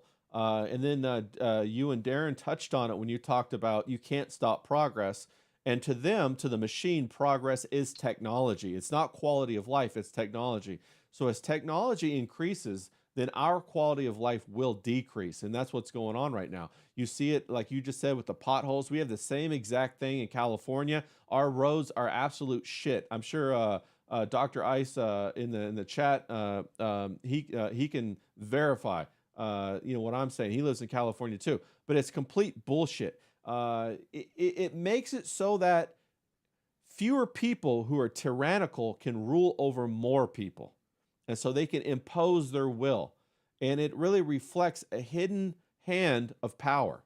When they coordinate all of this together, you have to ask yourself, how did all of these car companies coordinate all of this together? They must be communicating together somehow. Why are they all rolling out these subscription things all at the same time? Why are they all trying to roll out the same EV bullshit? They want to do the EVs here in California, and it used to be that, if you had an EV, you're not buying gasoline, okay? Now what California wants to do is they want to start charging you per mile that you drive. They want to put something on your car, and they want to, measure the amount of miles that you drive and then charge you like a subscription to drive. And that's completely anti-American.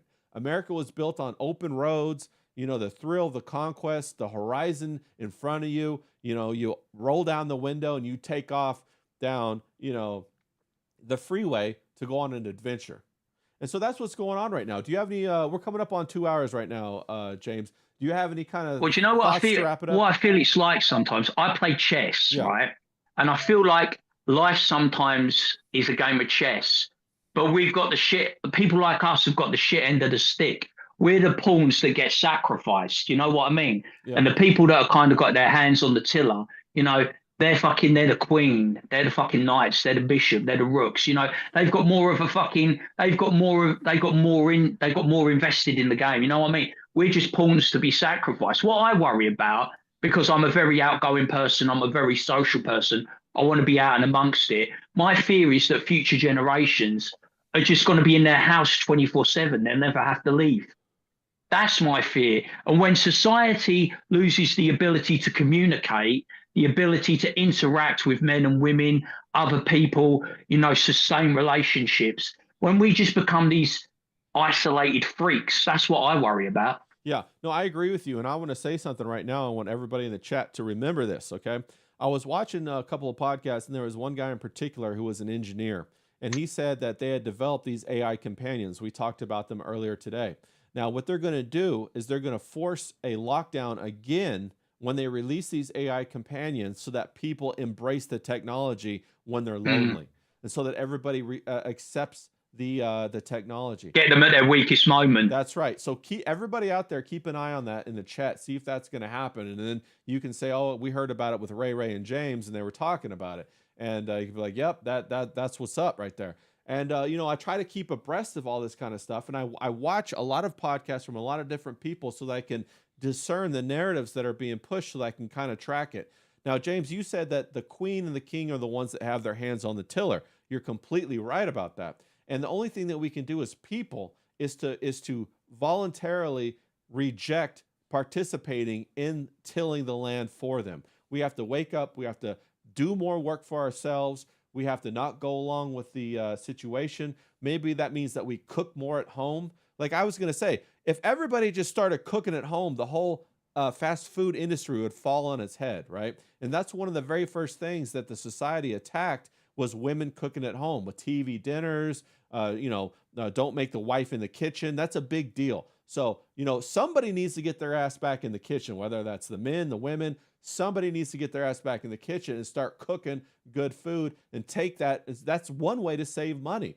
Of course you could go out maybe on Saturday or Sunday, but I know people who DoorDash almost every meal, James. They DoorDash almost every meal and they're paying for convenience and because they're lazy. It's that thing. They catch you in the switch, don't they? Yeah. They realize you're lazy. So there's the convenience. And then there's the convenience for the lazy people. Yeah. One thing you can take from Italian culture, and I don't mean Italian culture in like America or in the United Kingdom, I mean Italian culture in Italy. Yeah. The family stays together. Yes. You will have the grandparents, you will have the children, and you will have the grandchildren, and they will be all under one roof.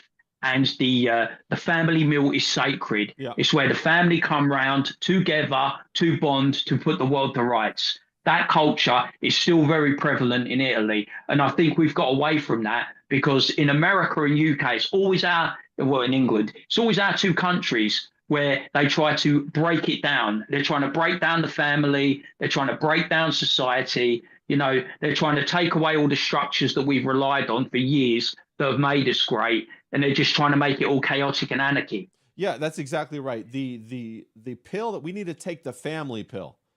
America, the UK, the West, we have to take the family pill again and go back to exactly what James was talking about. Somewhere along the line, we all destroyed our families, whether it was in the 60s, 70s, or 80s, or whenever, and we have to reconstitute that three-generation family so we can take back our power and try to protect the generations going forward. That's 100% true. Colonel Zaid in the chat, he said breast. Yes, I did. I said breast. He also said he made a homemade cheesy gordita crunches today for dinner. Hell yeah, let's fucking go. Dr. Till says, can I get an AI companion just to listen to Hal's terrible women stories? Yes, you can. We'll call it Little Till. We'll put it right by her bedside. What else we got? We got ZV Comics says, apathy is growing the more we seclude. No one wants to get involved in problems that do not directly affect them. I would agree with that, ZV Comics. I think that's a great observation. I would also say this. People who do not have children do not have an interest or an investment in improving the future. So, be aware of that as well. If they stop you from having children, you don't care what happens in the future. Rick Hair's Flair, all my bros. Woo, good to see you, Rick Flair's Hair. I haven't seen you around. Hope you find an alt account on X, bro. Get back on here so we can razzle dazzle with you, man. Really good to see you, bro. Zeev Comics says the culture that America has been ingraining in our society is to leave at 18 and start your own family instead of having your family to support. Bro, fantastic point right there. So think about that for a minute. If you kept a three-generation family, think about how much more wealth you would save within that family rather than every 18-year-old jumping out, grabbing a loan for college, paying somebody else's rent, and having to work a menial job. You could take all that, stay at home, focus on a career that'll really propel you through your entire life, right? Rather than getting you enslaved in debt. It'll make your relationship stronger when I know everybody's like, oh, I don't want my girlfriend to meet my parents, or I don't want to meet her parents or whatever. But in all actuality, when you have children, you want the grandparents involved. You want to have loving grandparents for your children. It brings so much more to the children. You don't want to rob your children of the grandparents. King Yeti says, shit, my family is shit. I'm breaking generational curse in my house. King Yeti, right here, bro. I feel you. I'm the same exact way. We could talk story on how shitty my family is and then compare notes, bro, 100%. Dr. Till got a little LOL out of him, got a little funny business. And AI recreation of me would be horrifying. Yeah, that's why we call it the little till. Little till. We don't want a big till. We want a little till that we can contain. King Yeti also says, we want multi-generational household full of business owners. 100%. 100%. Look at the cultures that are successful in America. They stay together as a family. They buy real estate. They support each other. They give zero interest loans to everybody, to all the other families in order to start businesses. And then they keep that money cycling within the family. That's a win-win-win right there. Colonel Zay says, yes, sir. Grandparents are awesome. Let's fucking go. James, that was a long one. You got anything to say before we wrap it up and bounce out of here? No, just to follow up on that, in our country, you are frowned upon if you don't go to university. People look down on you. People talk down to you. People mock you. You see it online all the time, don't you? They'll call people like me, or they'll call people like Tommy Robinson, as an example, thickos and louts and stuff like that. You shouldn't have an opinion. It's kind of like a trap. They tell you you've got to go to university to get on in life. But that's the biggest lie. Facts. Because you can be anything you want to be if you put your mind to it. Yeah. You know, you can go out there in the real world, start at the bottom, work hard, work your way through the ranks, and you'll be in a better position, I think, long term than some of these people that go to university and get dog shit degrees that they can't get a job with and end up racked with debt. You know, there's always a different way. And don't let anyone, right, offline or online, talk down to you because they've gone to university. Doesn't mean they know better than you, doesn't mean they're smarter than you, doesn't mean they're more educated than you. It just means they took a different path and they want to put it on you because they think they're better than you and they're not. So don't let ever that be the case. James is preaching right there. 100% facts is what he said right there. I completely agree with all of that. Colonel Zaid says, always learn from your elders. That's why I watch this show. What do you mean? Is that an elder joke there, Zaid? We're coming. That's an old man dig, I don't know if I like that. Old man. I don't know if I like that. Dr. Teal says, hit the like button. Hell yeah, everybody hit the like button. Zever Comics says, university is indoctrination. 100% agree with that. It is 100% indoctrination. And to cap off what James said, I'm always pointing over here because my thing is mirrored, so I got to point over. There it is over there. To cap off what James said, it is indoctrination. If you want to be successful, start doing what you love. The doors will open for you as you go. Nobody tells you that, but that's how life works, okay? That is exactly how life works, okay? So everybody, great stream today. Everybody in the chat, shout out to you guys. You guys are the real MVPs. Really appreciate you guys being here. You're going to blow up James's head. Carrie in the chat saying he's great advice, looking fantastic today. So appreciate you appreciating James. You know, we love all that kind of stuff. So we'll see you guys all next time. James, we're out of here. Knuckles, everybody. Bruvs unite. Let's go, people. All right, we're out of here.